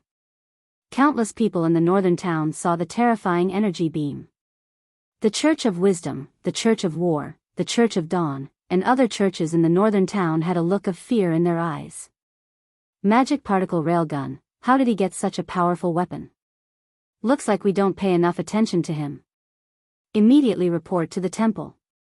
Who is he dealing with that he actually needs to use such a weapon? Is he trying to show us? Just after the wizard tower fired the magic particle railgun, all the major temples in the northern town immediately decided to suspend all activities in the Northern Wind Duchy to avoid unnecessary trouble. Rumble. The purple railgun passed through the space passage. The energy beam that was emitting a shocking elemental wave fell from the sky. The already dilapidated castle was instantly pierced through like a thin piece of paper. The brain hunter, who had just been restrained, became extremely frightened at this moment. It frantically struggled to break free from the cage. The cage made of thunder and lightning was on the verge of collapsing under its struggle. It did not care about the damage caused by the thunder and lightning. Thunder and lightning chains were constantly collapsing, and it was about to break free completely. The dazzling light beam instantly hit the brain hunter. After a violent explosion, the entire world seemed to have sunk into silence.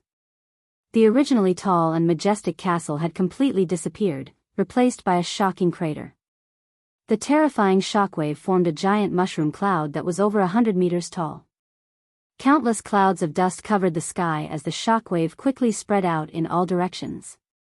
Everywhere it passed, trees and buildings were swept away like leaves being swept away by a gust of wind. A protective barrier lit up in front of Sulan and blocked the shockwave. When all the dust settled, the others could finally see the situation on the battlefield. The scene in front of them shocked everyone. The original castle was directly wiped out from the ground. Not even a piece of broken wall was left. The original location of the castle had become a deep pit that was about 500 meters deep. The pit was more than 50 meters deep, and the edge of the pit had completely turned into hard crystals. The brain hunter that was in the center of the explosion had completely disappeared. It was directly hit by the magic particle railgun. Even if the brain hunter was in perfect condition, it would not be able to withstand this level of attack.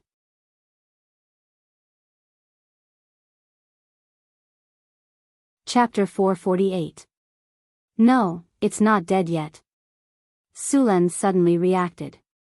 He didn't hear the system prompt, which meant that the brain hunter was still alive. At this moment, there were some noises coming from the black hole at the bottom of the battlefield. Then, a severely mutilated brain hunter appeared in front of him. The brain hunter looked extremely miserable. The tentacles on its head had all disappeared, and only 3 of its 12 spidery legs were left. His brain-like body had become tattered, and only 5 of his 13 eyes remained intact.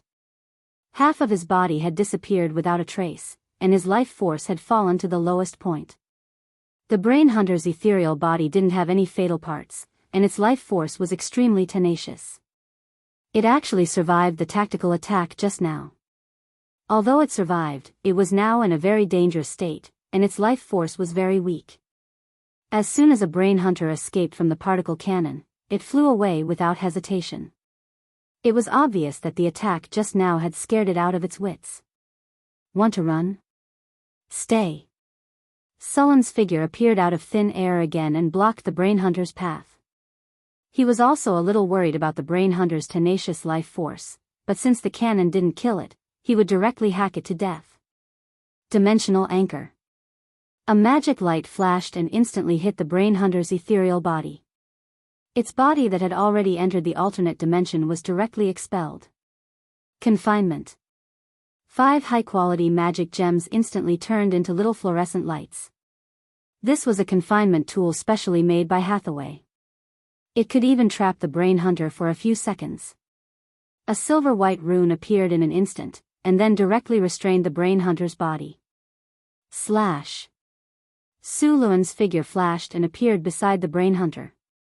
He swung the Storm War halberd in his hand and swung it down. Endless lightning formed a lightning blade on the halberd's blade.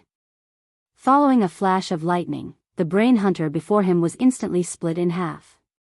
The storm halberd was very sharp and had the effect of breaking magic. With Sulan's great strength and weakness detection, he could directly kill the brain hunter. A strong negative energy aura instantly spread from his corpse, and the surrounding lightning power spontaneously attacked, directly dispersing the negative energy that had condensed into a solid entity. Soul binding technique. Sulan took out a high-quality magic gem that he had prepared beforehand. A dazzling radiance blossomed from the gem. Purple magic energy gushed out and directly turned into chains that instantly wrapped around the black mist. The black mist was instantly dispersed, revealing the soul of the brain hunter. An energy vortex suddenly appeared with the magical gemstone as the center. An invisible suction force tore at the soul of the brain hunter, trying to pull it into the vortex. Realizing that this was its last chance, the brain hunter struggled to escape. However, the rune chains on its body tightly bound it and pulled it into the vortex bit by bit. In the end, the brain hunter let out a miserable shriek as it was completely pulled into the gemstone by the chains. As the brain hunter's soul was absorbed into the magical gemstone, the originally dazzling magical gemstone quickly turned into a pure black gemstone. There was even an evil force field around the gemstone. This magical gemstone had been transformed into an extremely evil magic stone by the soul of the brain hunter.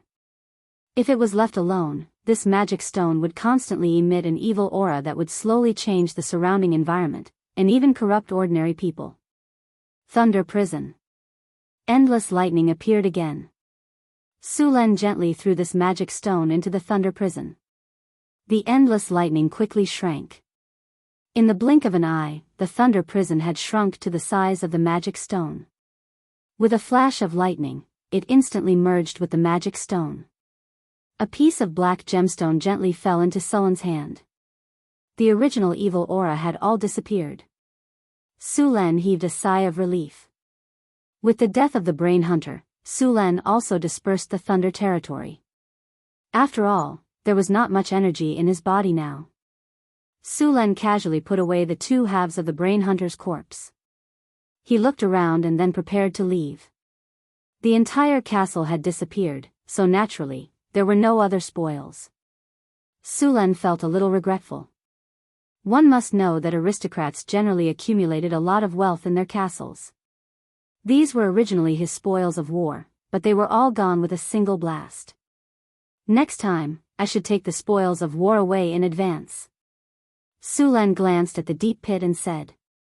In addition to the brain hunter's corpse, Sulen's 12 steel golems also needed to be teleported back. During the battle just now, these steel golems had already escaped in advance. Although they were still a little damaged, their soul cores were intact. They could be used again after some repairs. The original location of the castle had turned into a deep pit. It seemed that the attack just now had opened up the underground water layer. Water continued to appear in this deep pit.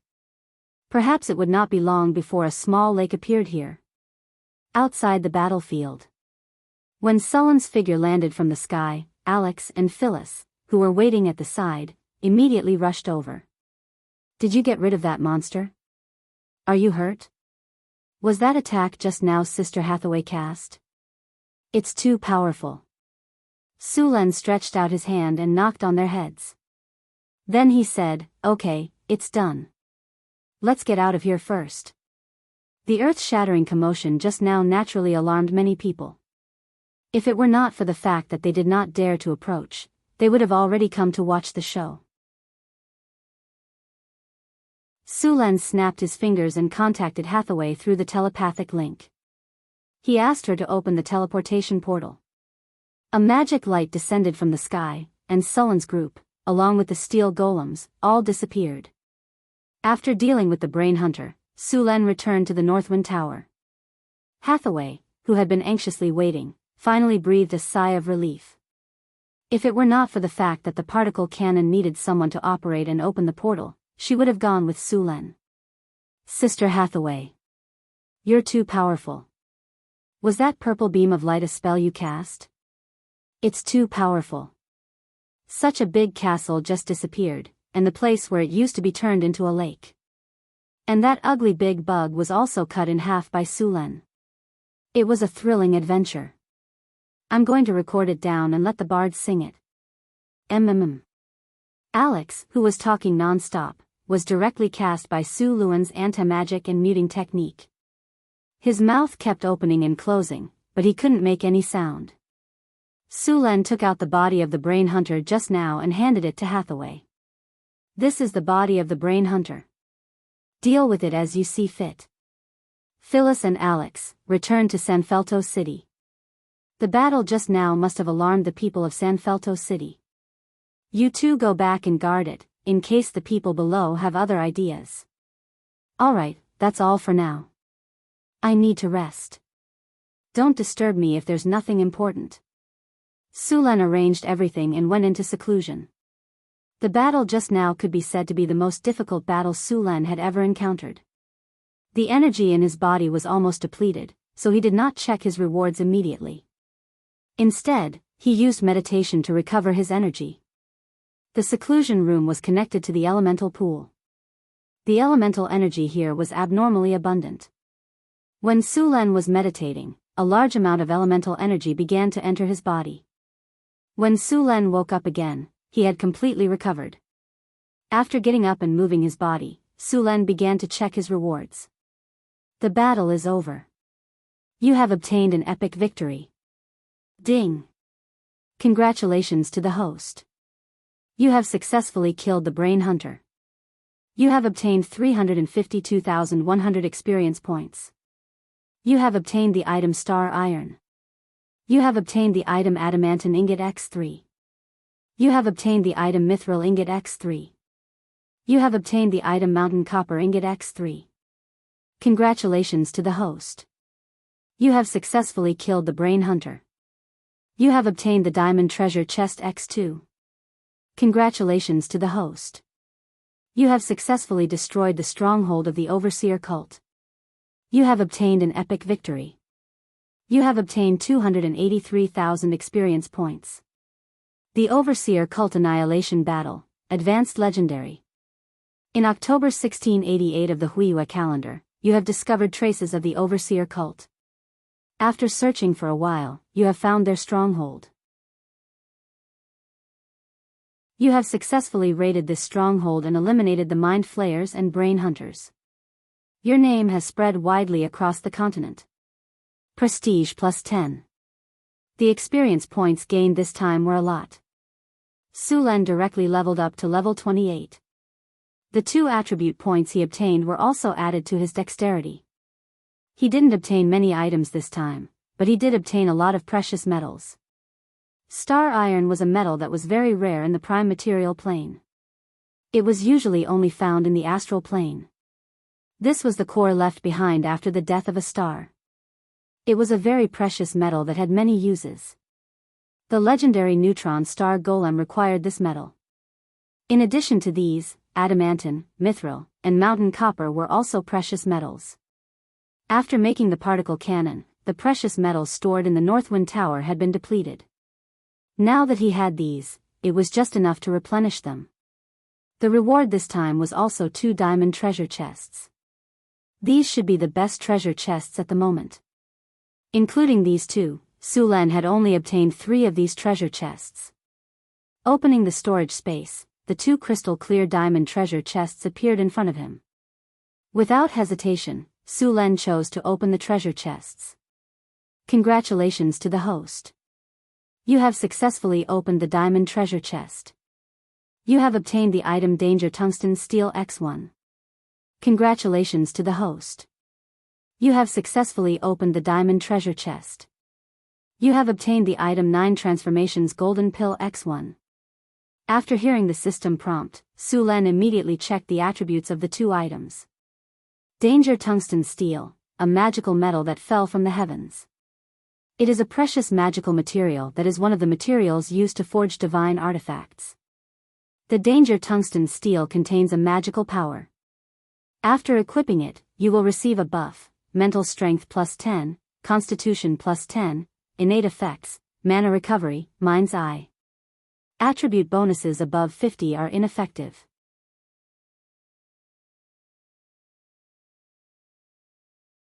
Chapter 449. The perilous tungsten steel was the same as the 9th heaven black iron. They were both materials used to forge artifacts. Moreover, the material itself had power and could increase attributes. It just so happened that the original perilous tungsten steel had lost its effect.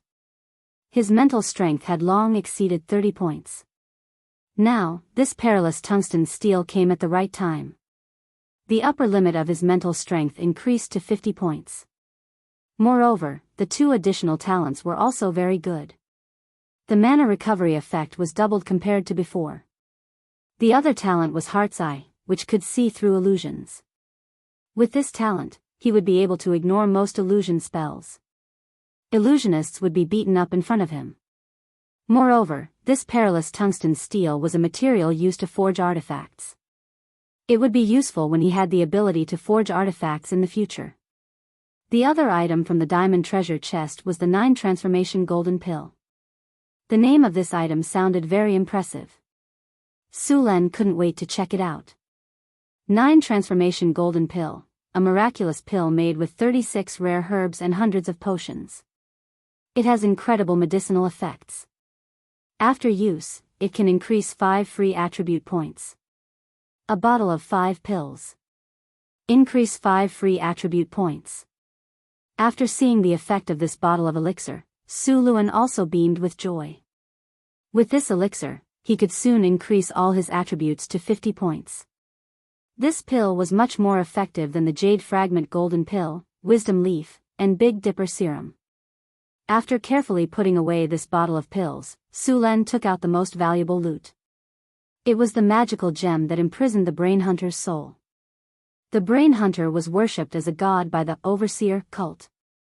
Although it wasn't a true god and was only a false god, an evil god, the worship of its believers had brought it a lot of benefits, the most obvious of which was its divinity. After Su-Len killed the Brain Hunter, he found divinity in its soul. This was also the reason why the Brain Hunter's soul didn't leave behind a legendary grade soul crystal. On this soul-binding stone, other than the Brain Hunter's soul, there were 2 more divinity. Divinity was the most mystical energy in the multiverse. It could fuse with all kinds of energy. It didn't matter if the energy was noble or lowly, holy or evil, orderly or chaotic. The gods had divinity, and so did the demons and devils. Even the evil gods and abominations had divinity. This power seemed to come from the bloodline, but it also seemed to come from the soul. Like most divine creatures and abominations, the divinity in their bodies mostly came from the bloodline. Because their parents or ancestors were gods or related to gods, they inherited the bloodline of gods and thus had divinity. Demigod liches didn't have any flesh or blood, but they had divinity. This divinity came from their souls. Then there were the ancient demonic creatures and monsters that also had divinity in their souls. Even at the most glorious time of the Arcane Empire, the great arcanists had not thoroughly studied the secrets of divine power. Of course, they had gained something. Since the age of thorium, these arcanists had been eager to master the power of divinity. They even thought about seizing the power of the gods. One of the craziest arcanists even specially researched and invented a 12-circle super spell, Casus's Gate. He succeeded, but also failed. He succeeded because he successfully killed a god and seized the power of the god. He failed because the body of an ordinary person couldn't bear the huge power of the god and exploded.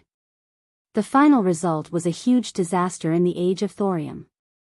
And because of this reason, Casus's Gate was banned, and all spells were destroyed. Of course, there were also some arcanists who turned into liches for a long life. They studied some secrets of divinity for a long time and became demigod liches.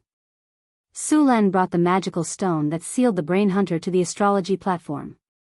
At this time, Hathaway was looking through the information. She was now studying the puzzle. The wizard tower didn't have a puzzle to protect it. Is this the soul-binding stone of the Brain Hunter? Seeing Su-Len coming, Hathaway said in surprise.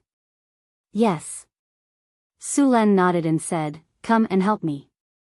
I need to separate the divinity and soul power in its soul." Okay. Hathaway nodded. The 2 of them quickly set up a runic array and placed the soul-binding stone inside the runic array. With the powerful energy rushing out of the element pool, Surin and Hathaway's figures were suspended in the air, one on the left and one on the right. Unseal. A light flashed in Sullen's hand, and the soul-binding stone flew directly. The lightning power on the surface of the soul-binding stone began to slowly release. In an instant, an evil aura appeared from the soul-binding stone. Soul extraction. Hathaway reached out and grabbed the soul-binding stone. Then, silver runic chains appeared and shot into the soul-binding stone. In the next second, the Brain Hunter's painful howl sounded on the astrology platform. As the silver chains continued to pull, the soul of the Brain Hunter was slowly dragged out. The brain hunter that was dragged out struggled frantically to get rid of the silver chains. However, under Hathaway's power, all its movements were in vain. Soul extraction. Sulen waved his staff, and a purple soul power was instantly extracted from the soul of the brain hunter. This power was filled with evil, depravity, and other negative emotions. This was also the origin of the evil power of the brain hunter. Sulen did not choose to integrate this evil power into his body. Instead, he took out a high-purity magic gem and directly sealed this soul power in it. After extracting a part of the soul power, this part of the brain hunter's soul power was quickly exhausted. The last part of the soul body that was extracted by Hathaway had become translucent. In this part of the soul, a faint golden energy appeared. This golden energy was divinity. Seeing that the soul power was exhausted, Sulen's hand flashed, and he ended the soul extraction. Then, he waved his staff again and began to separate the divinity in the soul of the brain hunter. Sulen was now very familiar with the divinity. He instantly activated his powerful power and directly extracted the divinity from the soul of the brain hunter. Then, he integrated it into his body little by little. Divinity extraction. The golden divinity was extracted from the brain hunter's body. Divinity was a very strange power. It could be integrated with various powers, and it could also be completely separated and integrated into one's body. Of course, during the integration, the consciousness carried by the divinity must be removed. The divinity of the natural gods was the easiest to remove. These natural gods were very rare. The divinity of the lower planes was the hardest to remove, such as demons, devils, evil gods, abominations, and so on. These divinity contained too many consciousnesses. In the beginning, it was not a big problem. However, if it was not removed, these divinity consciousnesses would slowly accumulate. When enough was accumulated, schizophrenia was only a small problem. It could even directly cause Sulen's mind to be confused and have a mental breakdown. This was also the reason why it was so difficult for ordinary people to integrate divinity. Of course, even gods would be affected by divinity. Many gods were even unknowingly affected by the consciousness in divinity. Gods were not as good as one imagined. Many gods would slowly be affected by these forces after mastering the priesthood, divinity, and divinity. Their various behaviors would also be affected. If the gods could not remove these consciousnesses as much as possible, they would eventually become slaves to the priesthood, divinity, and divinity.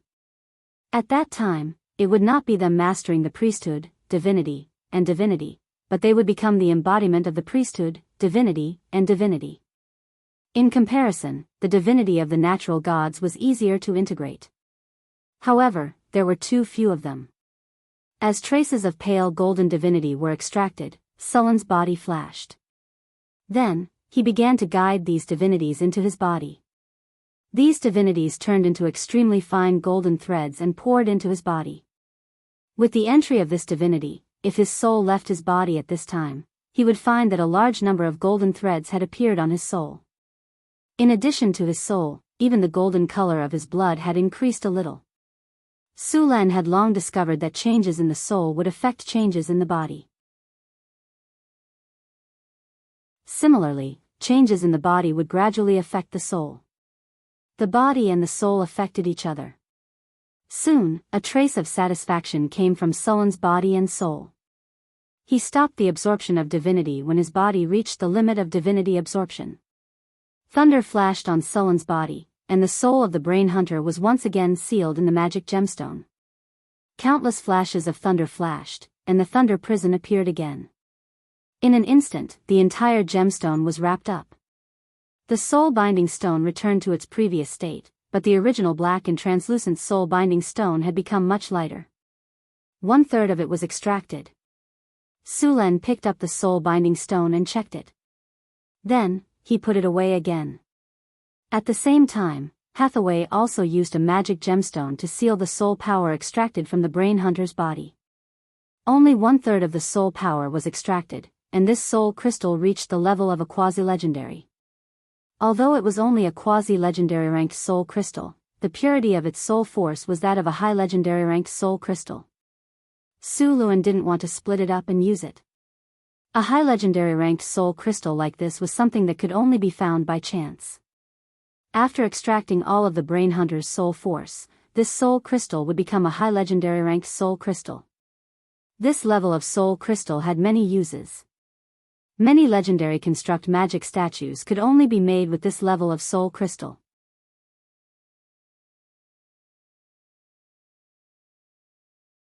Chapter 450. Su Lan knew several types of legendary construct golems that required such high-grade legendary soul crystals, such as Arcane Guard, Magic Breaker, and Titan Guard. These high-grade legendary golems with a challenge rating of more than LV25 were not easy to deal with. Arcane Guard, as the name implied, was a golem that could use spells. This golem's melee ability was average, but its magic ability was very strong. Magic Breaker was immune to most magic damage, and its attacks had magic penetration and sharpness. It was very difficult to deal with. Titan Guard was a combination of the two types of golems.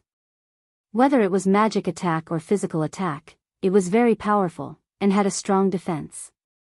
The Titan Golem's challenge rating was as high as LV30, which was no weaker than an ancient dragon. Of course, the cost of building such a golem was astronomical. The total cost of the Northwind Tower might not be enough. Su Lan also did not have the construction information of such a golem. This kind of golem had been built in small numbers during the Arcane Empire. The main materials were a kind of memory metal and Titan iron, which had unimaginable defense and lethality. Su Lan had saved the high-grade legendary crystal to make a legendary golem in the future. Su Lan extracted 1/3 of the divinity of the Brain Hunter, which was exactly 1 point of divinity. In addition to his original 7 points of divinity, he now had 8 points of divinity. When the accumulation of divinity reached 10 points, it would trigger a qualitative change, and he would become a demigod creature. It just so happened that there were 2 points left in the Brain Hunter. As long as he absorbed all of them, he would become a demigod. After absorbing a little divinity, Su Lan did not stay. After saying goodbye to Hathaway, he immediately ran back to retreat. The divinity of the Brain Hunter had a strong negative will. After he extracted the divinity of the Brain Hunter, there was always a desire to destroy, and kill in his brain. If Su Lan had a choice, he would certainly not extract the divinity that was rich in negative will. However, since the end of the Arcane Empire, the number of divine creatures had become fewer and fewer. Most of these divine creatures, such as the unicorn, the feathered serpent, the sun eagle, and so on, had left the material plane. He could not find them even if he wanted to. There were also some ancestral spirits or natural spirits worshipped by primitive tribes. Although they were not divine creatures, they still had a lot of divinity. In order to get rid of the negative consciousness, Su Lan could only rely on meditation to slowly fight against his own will. In the end, the negative consciousness would be completely wiped out. This process was very difficult and would take a lot of time. The ancient arcanists might have a special way to eliminate negative consciousness, but unfortunately, it was long lost. Su Lan would not absorb any more divinity before these negative consciousnesses were completely eliminated. If there were more of these negative consciousnesses, the impact on him would be even greater, and it would be even more difficult to eliminate them. Of course, doing this also had its benefits. It would allow him to become more familiar with the power of divinity. At the same time, there would be no side effects, and he would not be controlled by the divinity. In the seclusion room, the surging power of the elements in the elemental pool kept pouring in and then washing Sullen's body. At this time, Su Lan was constantly pushing out the negative consciousnesses in his soul little by little.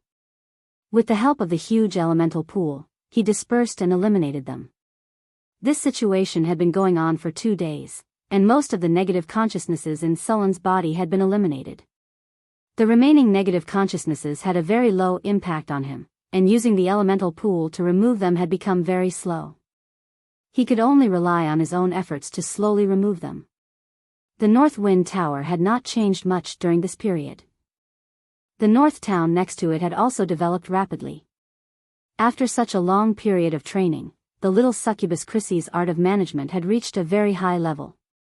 The entire North Wind Principality was well managed by her. Sulen walked out of the wizard tower. It had started to snow in the North Town. The North Wind Principality had entered winter, and the streets were still very busy. Carriages full of goods were leaving the city. This was the last trade of the year.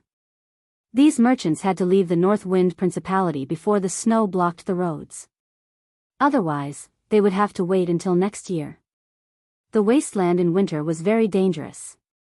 At this time, the wasteland was a vast expanse of white. There was almost nothing to refer to, so it was very easy to get lost. Food was scarce in winter. The gnolls, kobolds, ogres, and orcs who lacked supplies would crazily attack the caravans in the wasteland in order to survive. Even the greediest merchant would not do business during this time. Although Sulen was not in the North Town most of the time, the new perfume and rose essential oil products in the North Town were selling very well. These two new products had become very popular in the surrounding countries. Those rich ladies and socialites were crazily chasing after the perfume from the North Town. With the perfume and all kinds of flower essential oil, the North Town's monthly income had almost doubled. Sure enough, whether it was in his previous life or here, women's money was the easiest to earn. Master. Sulen came to the town hall. Chris was in the office dealing with some matters. When she saw Sulen come in, a trace of surprise flashed across her face. Sulen stared at Chris with his mouth agape. Chris was wearing a black office lady outfit and a pair of crystal rimless glasses. Her towering breasts stretched the silk shirt to an astonishing degree. Her long legs were wrapped in black stockings and she was wearing a pair of 10 centimeters high heels. She looked like a sexy white-collar lady in the city. Master, am I beautiful today? Seeing Sulen's eyes, Chris was proud. This was the style of clothing that Sulen had told them when he was free. She had spent a lot of effort to make it. As a succubus, Chris discovered how to show off her advantages incisively and vividly when she put on this dress. The cut of the dress was very slim and curvy. The waist was tight and the skirt was very short. Coupled with Chris's naturally charming temperament, Sulen's heart was burning. Sulen's figure flashed and he instantly came to the little succubus side. He reached out and took her into his arms. In the next second, a space portal opened beside him. Sulen directly carried the little succubus through the portal and appeared in the palace bedroom.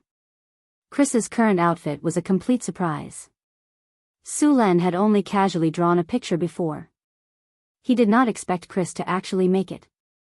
In the face of this temptation, Sulen could not resist at all. His palm groped around the peach for a while, then he dishonestly got in, wanting to enter the chassis of the car to repair it. As an old prostitute, the succubus Chris was very clear about Sulen's preferences. Her body twisted slightly, wanting to avoid him. Master, I still have work to do. Chris said righteously, but her expression was more like she wanted to reject him. Sulen smiled slightly in his heart. He instantly understood the little succubus's meaning. Was she going to play a scene? He was very good at this. Old collared woman amami. His fingers nimbly repaired the chassis of the car. When he came out, his hands were already covered in engine oil. Looking at the oil on his hands, Sulen smiled slightly. The car is leaking oil. Fix the car first, or it will affect my work. Then he slid his palm into the car door and gripped the steering wheel tightly. The succubus's steering wheel was large and round, completely ergonomic. It was very elastic and soft. The steering wheel was very smooth, without any sense of stagnation, and was very elastic. Chris, on the other hand, looked like she would rather die than submit. Her performance was worthy of a movie queen, but her struggling movements seemed to be deliberately cooperating with Sulen. With Chris' cooperation, Sulen was even more unscrupulous.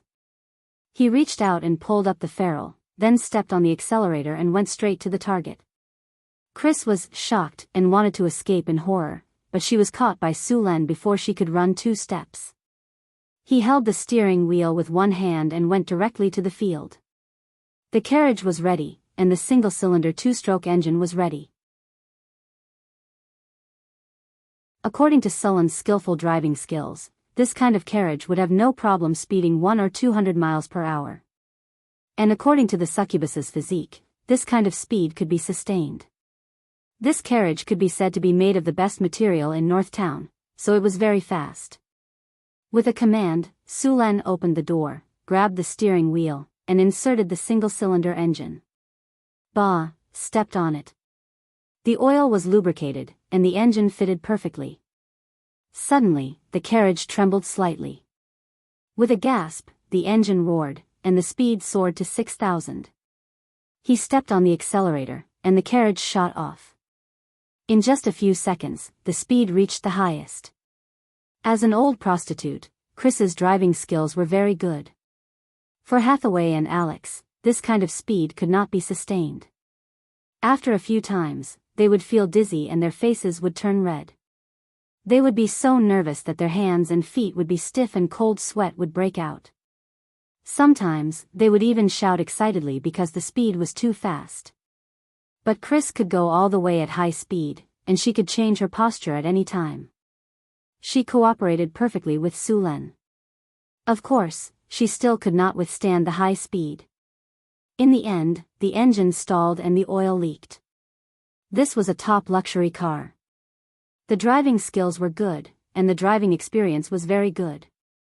Moreover, this time, she had changed into a new skin. The feeling of flying was very enjoyable. However, for Sulen, the car needed maintenance before he was satisfied. Fortunately, there were 2 other carriages in the palace. These 2 carriages belonged to the half-elf Angel and Angela. The bodies of the carriages were exquisite and elegant, with a slender and elegant appearance, especially with the charm of the elves. The 2 carriages were also very similar. Although the speed was not as fast as Chris, the driving experience was still very good. In particular, the car could be driven in 2 rows. The 2-cylinder engine was not much slower than Chris's. Finally, the carriage reached the finish line, and the race was over. Sulen lay down to rest comfortably.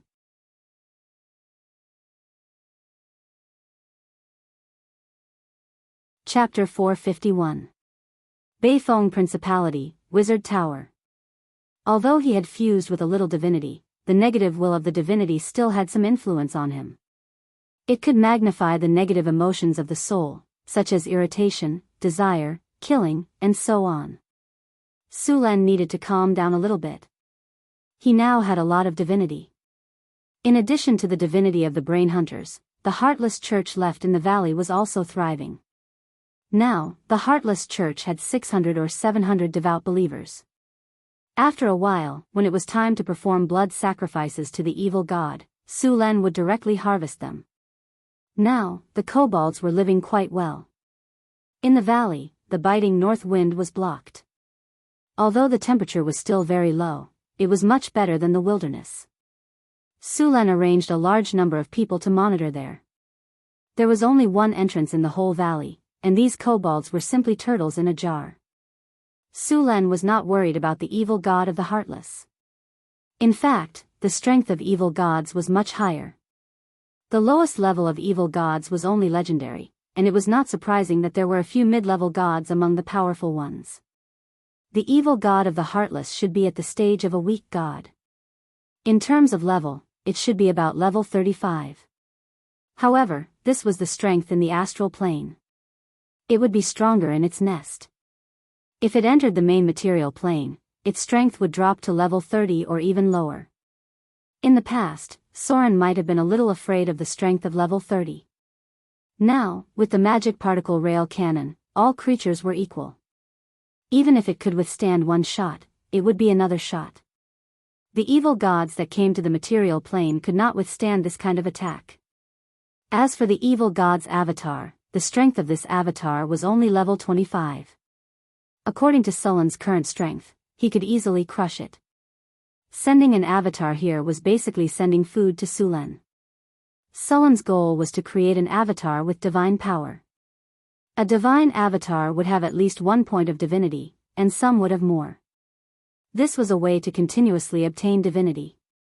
Even if the evil god of the Heartless was killed several times and no longer fell for the trick, Su Luan could change to another evil god to continue this operation. Although he didn't know how many evil gods there were at least hundreds of them, even though the major churches didn't record it. With so many evil gods, even if he only obtained a little divinity each time, he would still be able to obtain over 100 divinity points with over 100 evil gods taking turns. Of course, after doing so, it would not be easy to deceive even more evil gods. Of course, when he was strong enough and the floating city was built, Su Len would have no problem going to the astral plane to take out the evil god's true body. As for divinity, Su Len also planned to get some for Hathaway and the others. Divinity was also very useful to them. To be honest, although the gods were powerful, there were too many restrictions. They had to fulfill their duties as gods, and at the same time, they could not leave the god's kingdom at will. Most of the time, they worked year after year, day after day. If they only worked for 180 years, it would be fine, but in fact, as long as the gods still existed, this work had to continue. This was simply worse than the 996s and 007s of modern society. If the god's clergy was more terrible, such as the god of death, he had to guide the dead to tidy up the underworld all year round. He didn't even have a day off. After all, there was no day when no one was immortal. There were many gods who controlled more than one or two clergies. The more clergies they controlled, the busier they were. Therefore, some gods were tired of this work and wanted to resign, but they also had to find a successor. Therefore, some gods divided their clergies to others. Among them, the best were the mother goddess of the earth and the ancient god of death, Jurgal.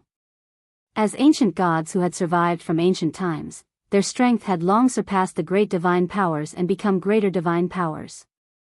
Even if they were stripped of their clergies, their strength would not be reduced too much. The mother goddess of the earth divided all of her priesthoods and gave them to her descendants. She then went into seclusion. The god of death, Jurgal, was even more cunning. He gave his priesthoods to 3 people and then directly caused the death of the 3 gods of death. They were the god of strife, Ban, the god of death, Mirko, and the god of murder, Baal.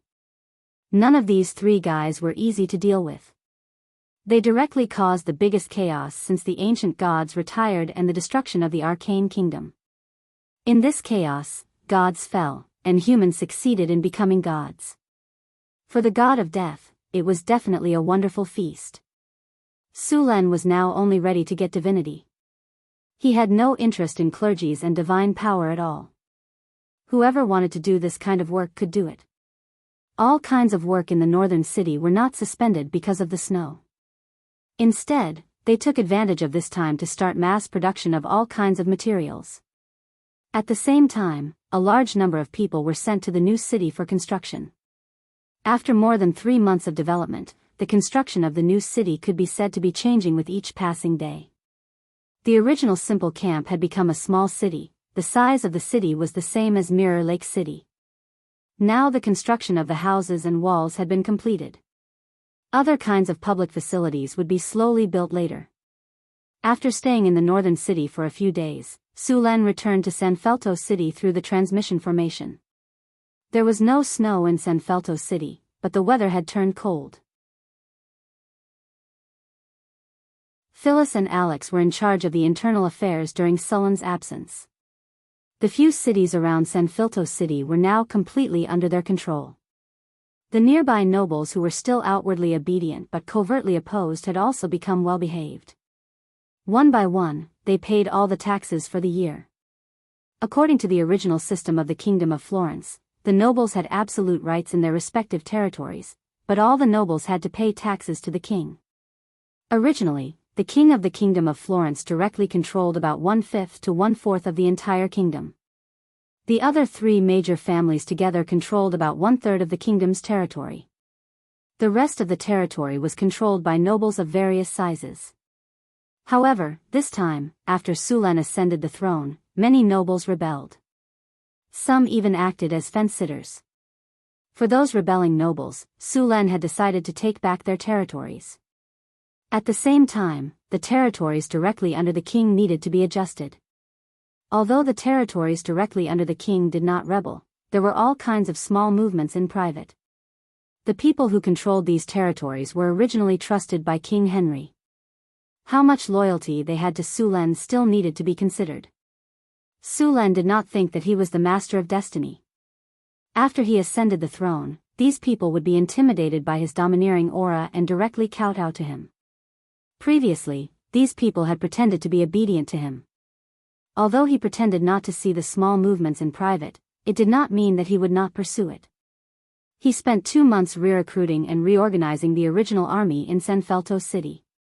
He also incorporated the army from North Town into it. He wanted to form a fighting force as soon as possible and then use it to intimidate those people. Next, Sulen would replace those people bit by bit and then appoint his own people. It would definitely not be smooth sailing. Those nobles and officials would not give up their rights so easily. The army in his hands was the last resort. If those nobles were willing to cooperate, Sulen did not mind giving them some benefits. He even reappointed them as officials after they were re-educated. If they were not willing to cooperate, he would directly take them down. If they dared to rebel, he would send the army to eliminate them. Sanfelto City had recruited a little over 20,000 people. This was after Sulen brought some money from North Town City. The wealth in the palace and the wealth he plundered from the nobles were all invested in the reconstruction of the city. Sulen realized that the more territories he occupied, the less money he had. If it were not for the taxes from the nobles, Sulen's funds would have almost run out. After 2 months, the army in Sanfelto City was ready to fight. With these troops in hand, Sulen's plan to take over the king's territory could also begin. The nobles directly under the king were basically palace nobles. In the kingdom of Florence, there were many types of nobles. The nobles with the highest value were those with powerful territories. The second type of nobles were the palace nobles. These nobles were appointed by the king or other nobles. They were usually the subordinates of the king and the nobles. They served the king and the nobles or managed the territory. The third type of nobles were powerful professionals who were granted the title of nobles. As long as these nobles swore allegiance, they would be rewarded with manors and castles. They also had the opportunity to become hereditary nobles. The fourth kind was honorary nobility, which was used for commendation or by donating a sum of money. It was the least valuable among all the nobles and was only a title. At the beginning, Sulen spent money to buy the title of honorary nobility. Of course, this title also had some advantages, such as no restrictions on travel and some aristocratic privileges. These nobles' titles were only knights. They were lifelong. Most of the second sons of nobles who did not have the right to inherit were also honorary nobles. Another type of nobles were development nobles. As long as one bought a development order, they could become a development nobleman. However, whether one could succeed in the end depended on their own ability. Most of the king's territories were managed by the palace nobles who served the royal family. After the army was reorganized, Sulen issued a transfer order to the royal territories closest to Sanfelto City. He asked the palace nobles in the surrounding cities to report to the king's city. These cities were only 60 kilometers away from the nearest one. The furthest one was only 80 kilometers away. They were all medium-sized cities with a population of around 30,000 people. After sending out the messengers, Sulen ordered the army to prepare for war.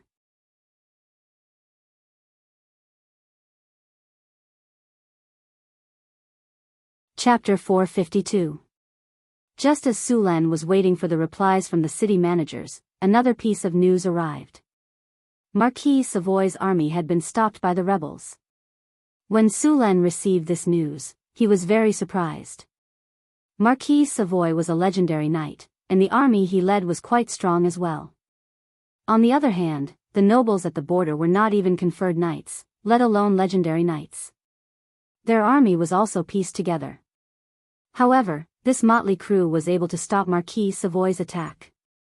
After reading the information, Sulen finally understood that the reason why the nobles were able to stop Marquis Savoy's attack was not only because of their geographical advantage, but also because of the intervention of another country. The few rebellious nobles were bordering the Bane Kingdom. No one knew what price they had paid to get the Bane Kingdom to help them. The Bane Kingdom had sent an army of 5,000 men and a few palace mages, successfully stopping Marquis Savoy's army at Common Mountain Pass. The most powerful among the few nobles was Count Cecil. His territory took up half of the rebellious nobles' territories, and Chilly Wind City was the largest city there.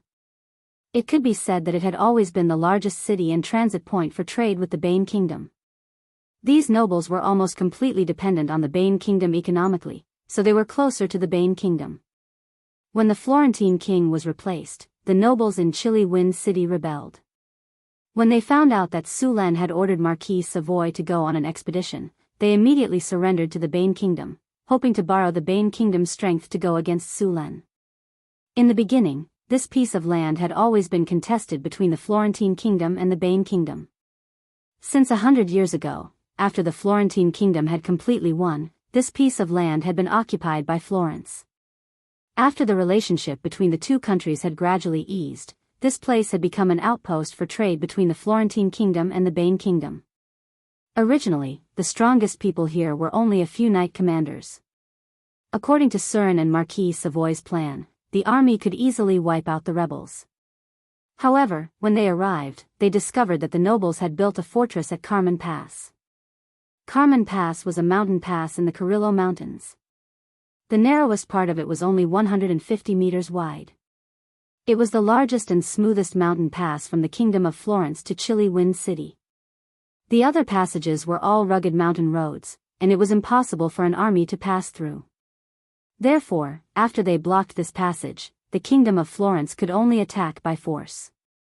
Originally, the Marquis of Savoy thought that he could rely on his own strength to break through the barrier.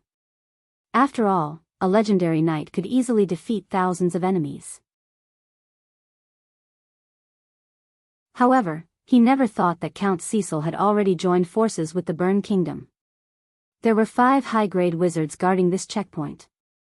Legendary knights were powerful, but as a proper knight, the Marquis of Savoy did not have any magical abilities. When faced with spells, he was often at a disadvantage.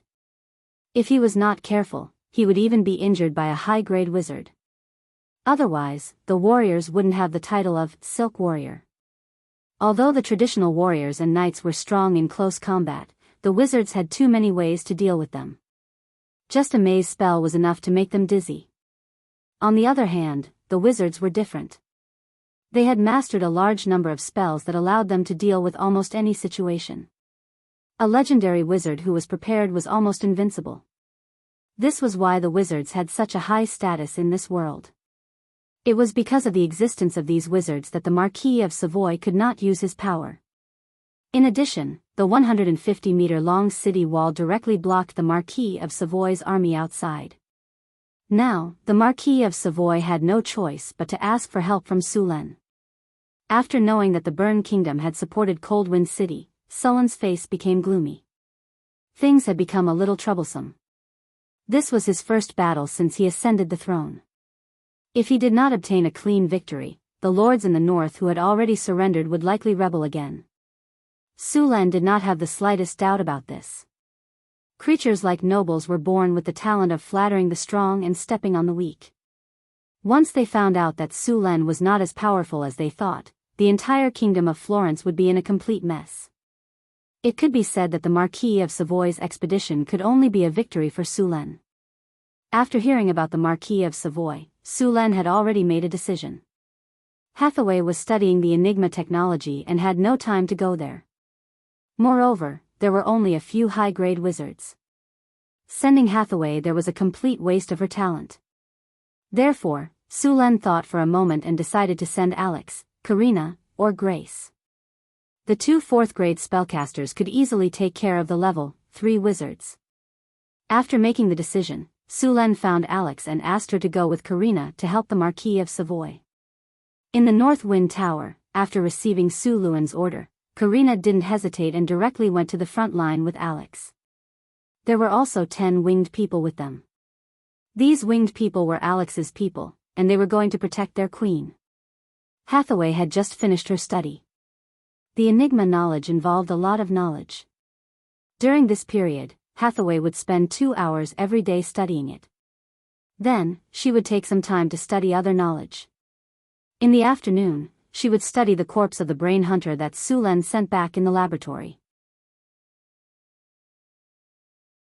This brain hunter's corpse was quite valuable.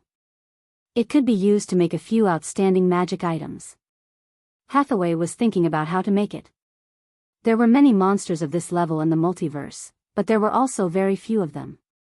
The strongest monster in the multiverse was the Ancient Abhorrence. Their full name was Abhorrence from the Ancient Era. It was said that they were powerful monsters that had existed since the Ancient Era. That period belonged to the era of the giant dragons. The entire multiverse was ruled by the giant dragons. During that period, the giant dragons were far more powerful than they were now. Just like the Dragon Kings, their bodies alone could reach tens of thousands of meters or even larger.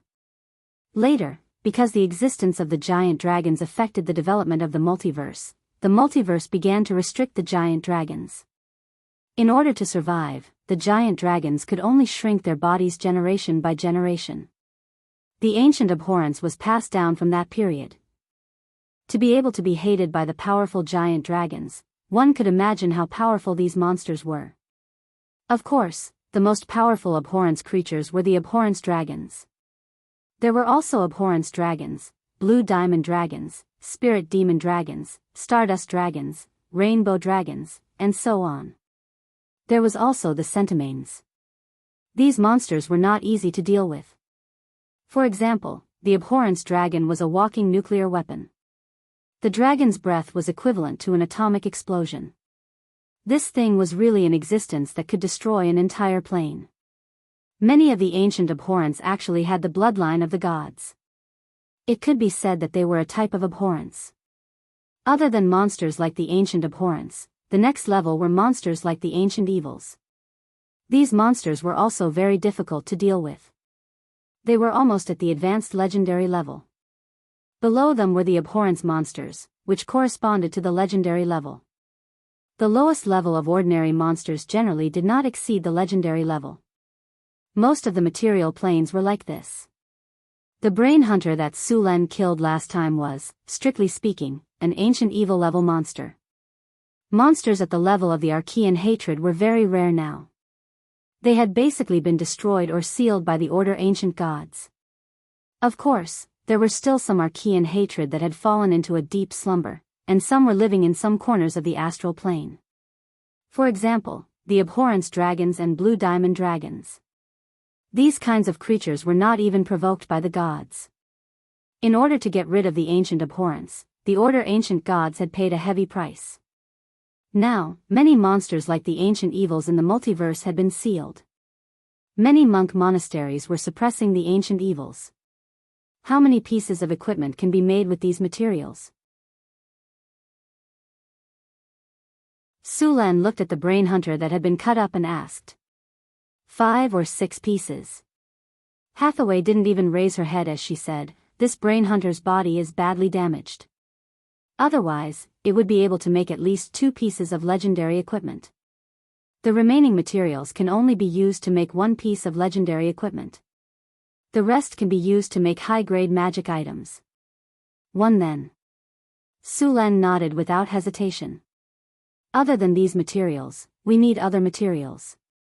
Hathaway looked at some of the inventory and said, "See if these are enough." Sulen took out all kinds of magic materials he had accumulated. Seeing Sulen take out adamantine, mithril, orichalcum, star iron, high-quality magic gems, and many other materials, Hathaway widened her eyes in surprise. "So many. Did you rob the giant dragon's vault? The giant dragon wouldn't have so many rare materials." Sulen said proudly. "Indeed." Hathaway nodded. "The giant dragon has more gold. They don't have this kind of advanced magic metal." Sulen smiled faintly. "What kind of equipment are you going to make this time?" Hathaway looked at the materials in front of her and said. "Can you make something to defend against psychic attacks?" Sulen asked.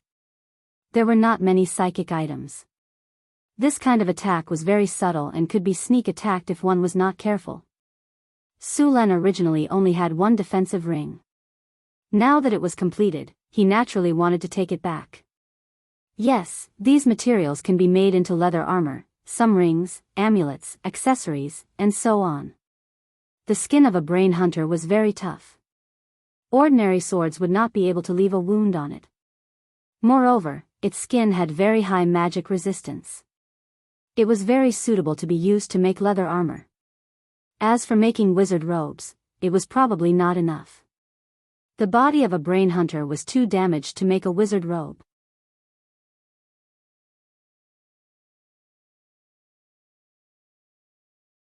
Chapter 453. Although the brain hunters looked very disgusting and their skin was yellow in color and looked like a brain, the material of their skin was really good. It could almost be compared to dragon skin. The dragon skin here was not the skin of a lesser dragon, but the skin of a true giant dragon. It's a pity that the magic energy particle railgun was too ruthless. Half of the brain hunter's body was damaged. Otherwise, it would be more than enough to make a wizard robe. Hathaway looked at the brain hunter's body with some regret. The brain hunter's body was not small, but it had tentacles, eyes, and a sac that stored its brain. Its intact skin was very limited, and most of it was damaged.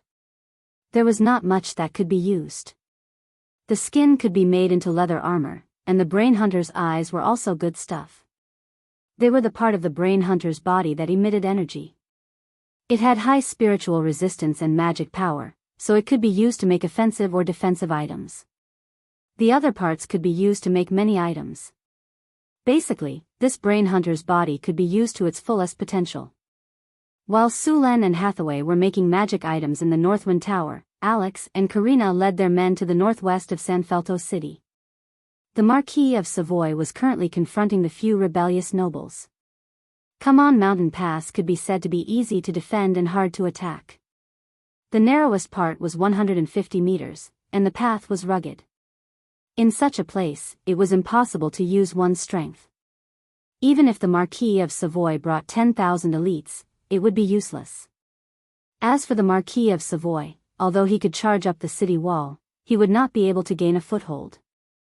As a legendary knight, Savoy could not fly, so the wizards could exhaust him with flying spells.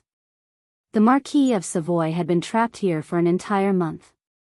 Of course, even if they could not break through the pass, the rebellious army did not dare to fight back.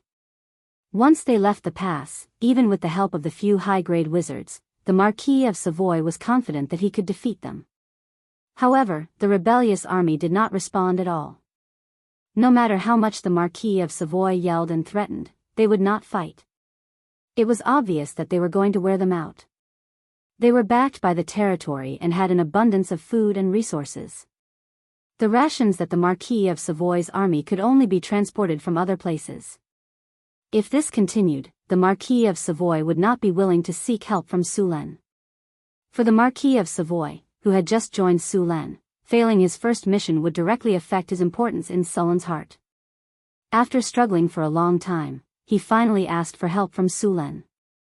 Alex and Karina moved quickly. It only took them 2 days to reach Come On Mountain Pass. They then went straight to the main camp of the Marquis of Savoy.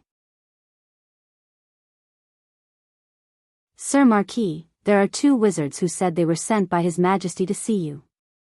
Just as Savoy was having a headache over how to break through the Come On Pass and pacify the rebellious nobles, a personal guard hurried in to report. Sorcerer sent by His Majesty? Invite him in. Savoy's eyes flashed with joy. The guard turned around and was about to leave, but the Marquis of Savoy stopped him. Forget it. I'll go greet them myself. Sir, you are the commander of an army. How can you greet them yourself? The guard tried to persuade him. All right, no need to persuade me anymore.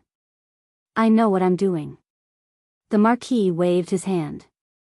Then, he personally led a group of people to welcome Alex, Karina, and the others.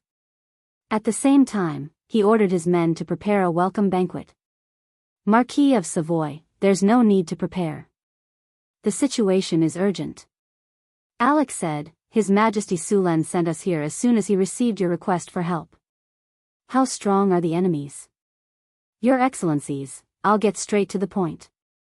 The Marquis of Savoy smiled awkwardly and said, the Kaman Pass is in a unique location. The rebels have built a fortress at the narrowest part of the pass. With our strength, we could have won even in this terrain. At most, we would have lost a few soldiers.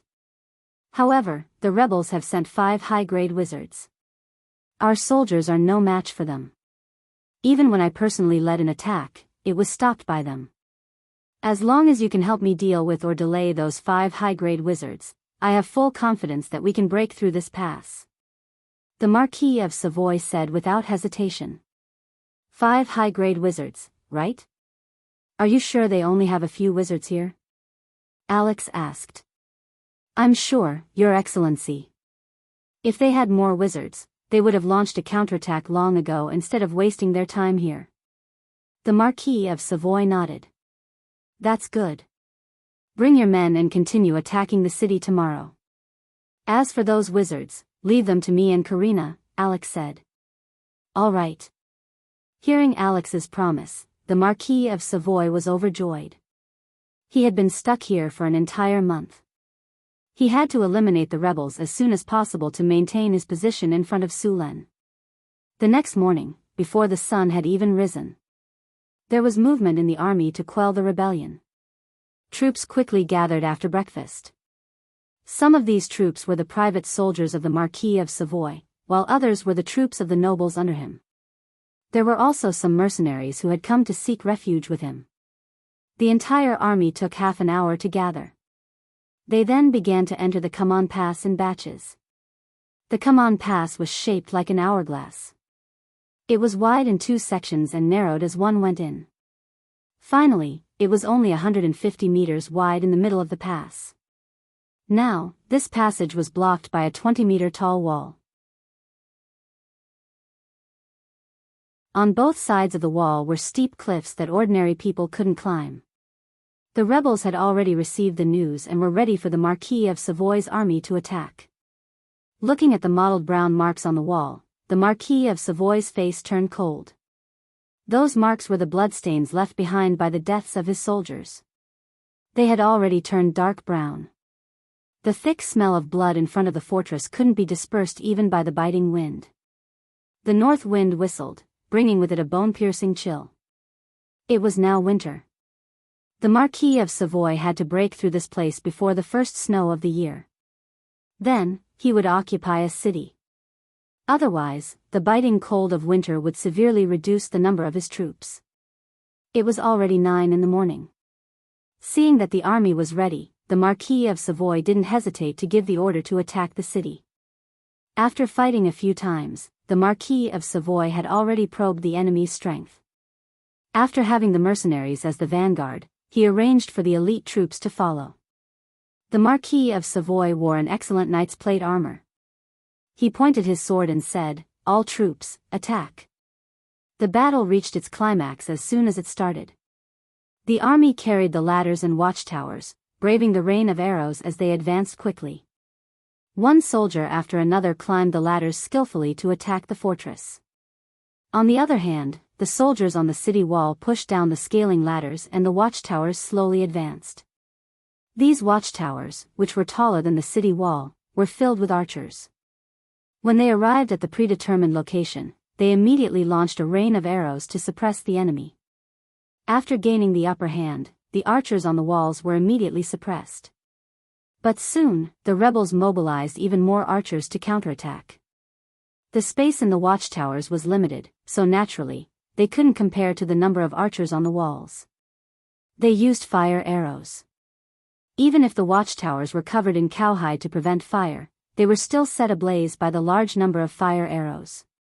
The watchtower was ablaze, and the archers and soldiers on top of it ran down in fear. Some even jumped down directly from the watchtower. However, most people would be injured if they jumped down from a watchtower that was more than 20 meters high. Some unlucky fellows were burned to death by the flames. The sound of fighting filled the entire valley, and the smell of blood was nauseating. One watchtower was burned, but even more watchtowers were pushed up. Under the all-out attack, the rebels on the walls were completely suppressed. Seeing more and more soldiers climb up the walls, the rebels finally couldn't sit still. One by one, the high-ranking knights began to act. Under the leadership of these knights, the rebels quickly stabilized their position and repelled the first wave of attacks. Seeing this, the Marquis of Savoy wasn't surprised. After reorganizing the army, the second wave of attacks began. He personally led a team of high-ranking knights to attack. Even more siege weapons launched their attacks. The catapults continuously shot out fireballs, igniting a large number of siege weapons. Archers, far shot. A warrior in full armor drew his sword and shouted. His whole body was covered in armor, and his head was covered with a steel mask. Only his cold and sharp eyes could be seen. Following his order, the archers on the watchtower all knocked their arrows and knocked their arrows. One by one, the bows were pulled back to their maximum. Bang! Bang! Bang! The dull sound of bowstrings being released rang out. Black clouds rose from the watchtowers and fell on the walls. After these arrows flew to the highest point, they fell at an even faster speed. A large number of rebels in leather armor were shot by these arrows, turning them into porcupines. At the same time, more archers began to counterattack under the cover of their shields. Some heavily armored and shield-wielding soldiers quickly ran up the cloud ladder. These soldiers were nimble and quickly climbed up into the air. The soldiers on the city wall raised their flying stones and smashed them down. A soldier who couldn't dodge in time fell down from the ladder that was more than 10 meters high. The high-ranking knights were like monkeys, jumping to the top of the ladder in a few jumps. Then, they jumped a few meters into the air and directly jumped onto the walls. They swung their swords and killed a few rebels around them. The high-ranking knights in the back quickly climbed up the walls and quickly opened up a place to rest. The soldiers in the back continued to rush up the ladder. At this moment, the high-ranking knights of the rebel army led their men to launch a counterattack. The narrow city wall became extremely chaotic. Every second, someone was killed.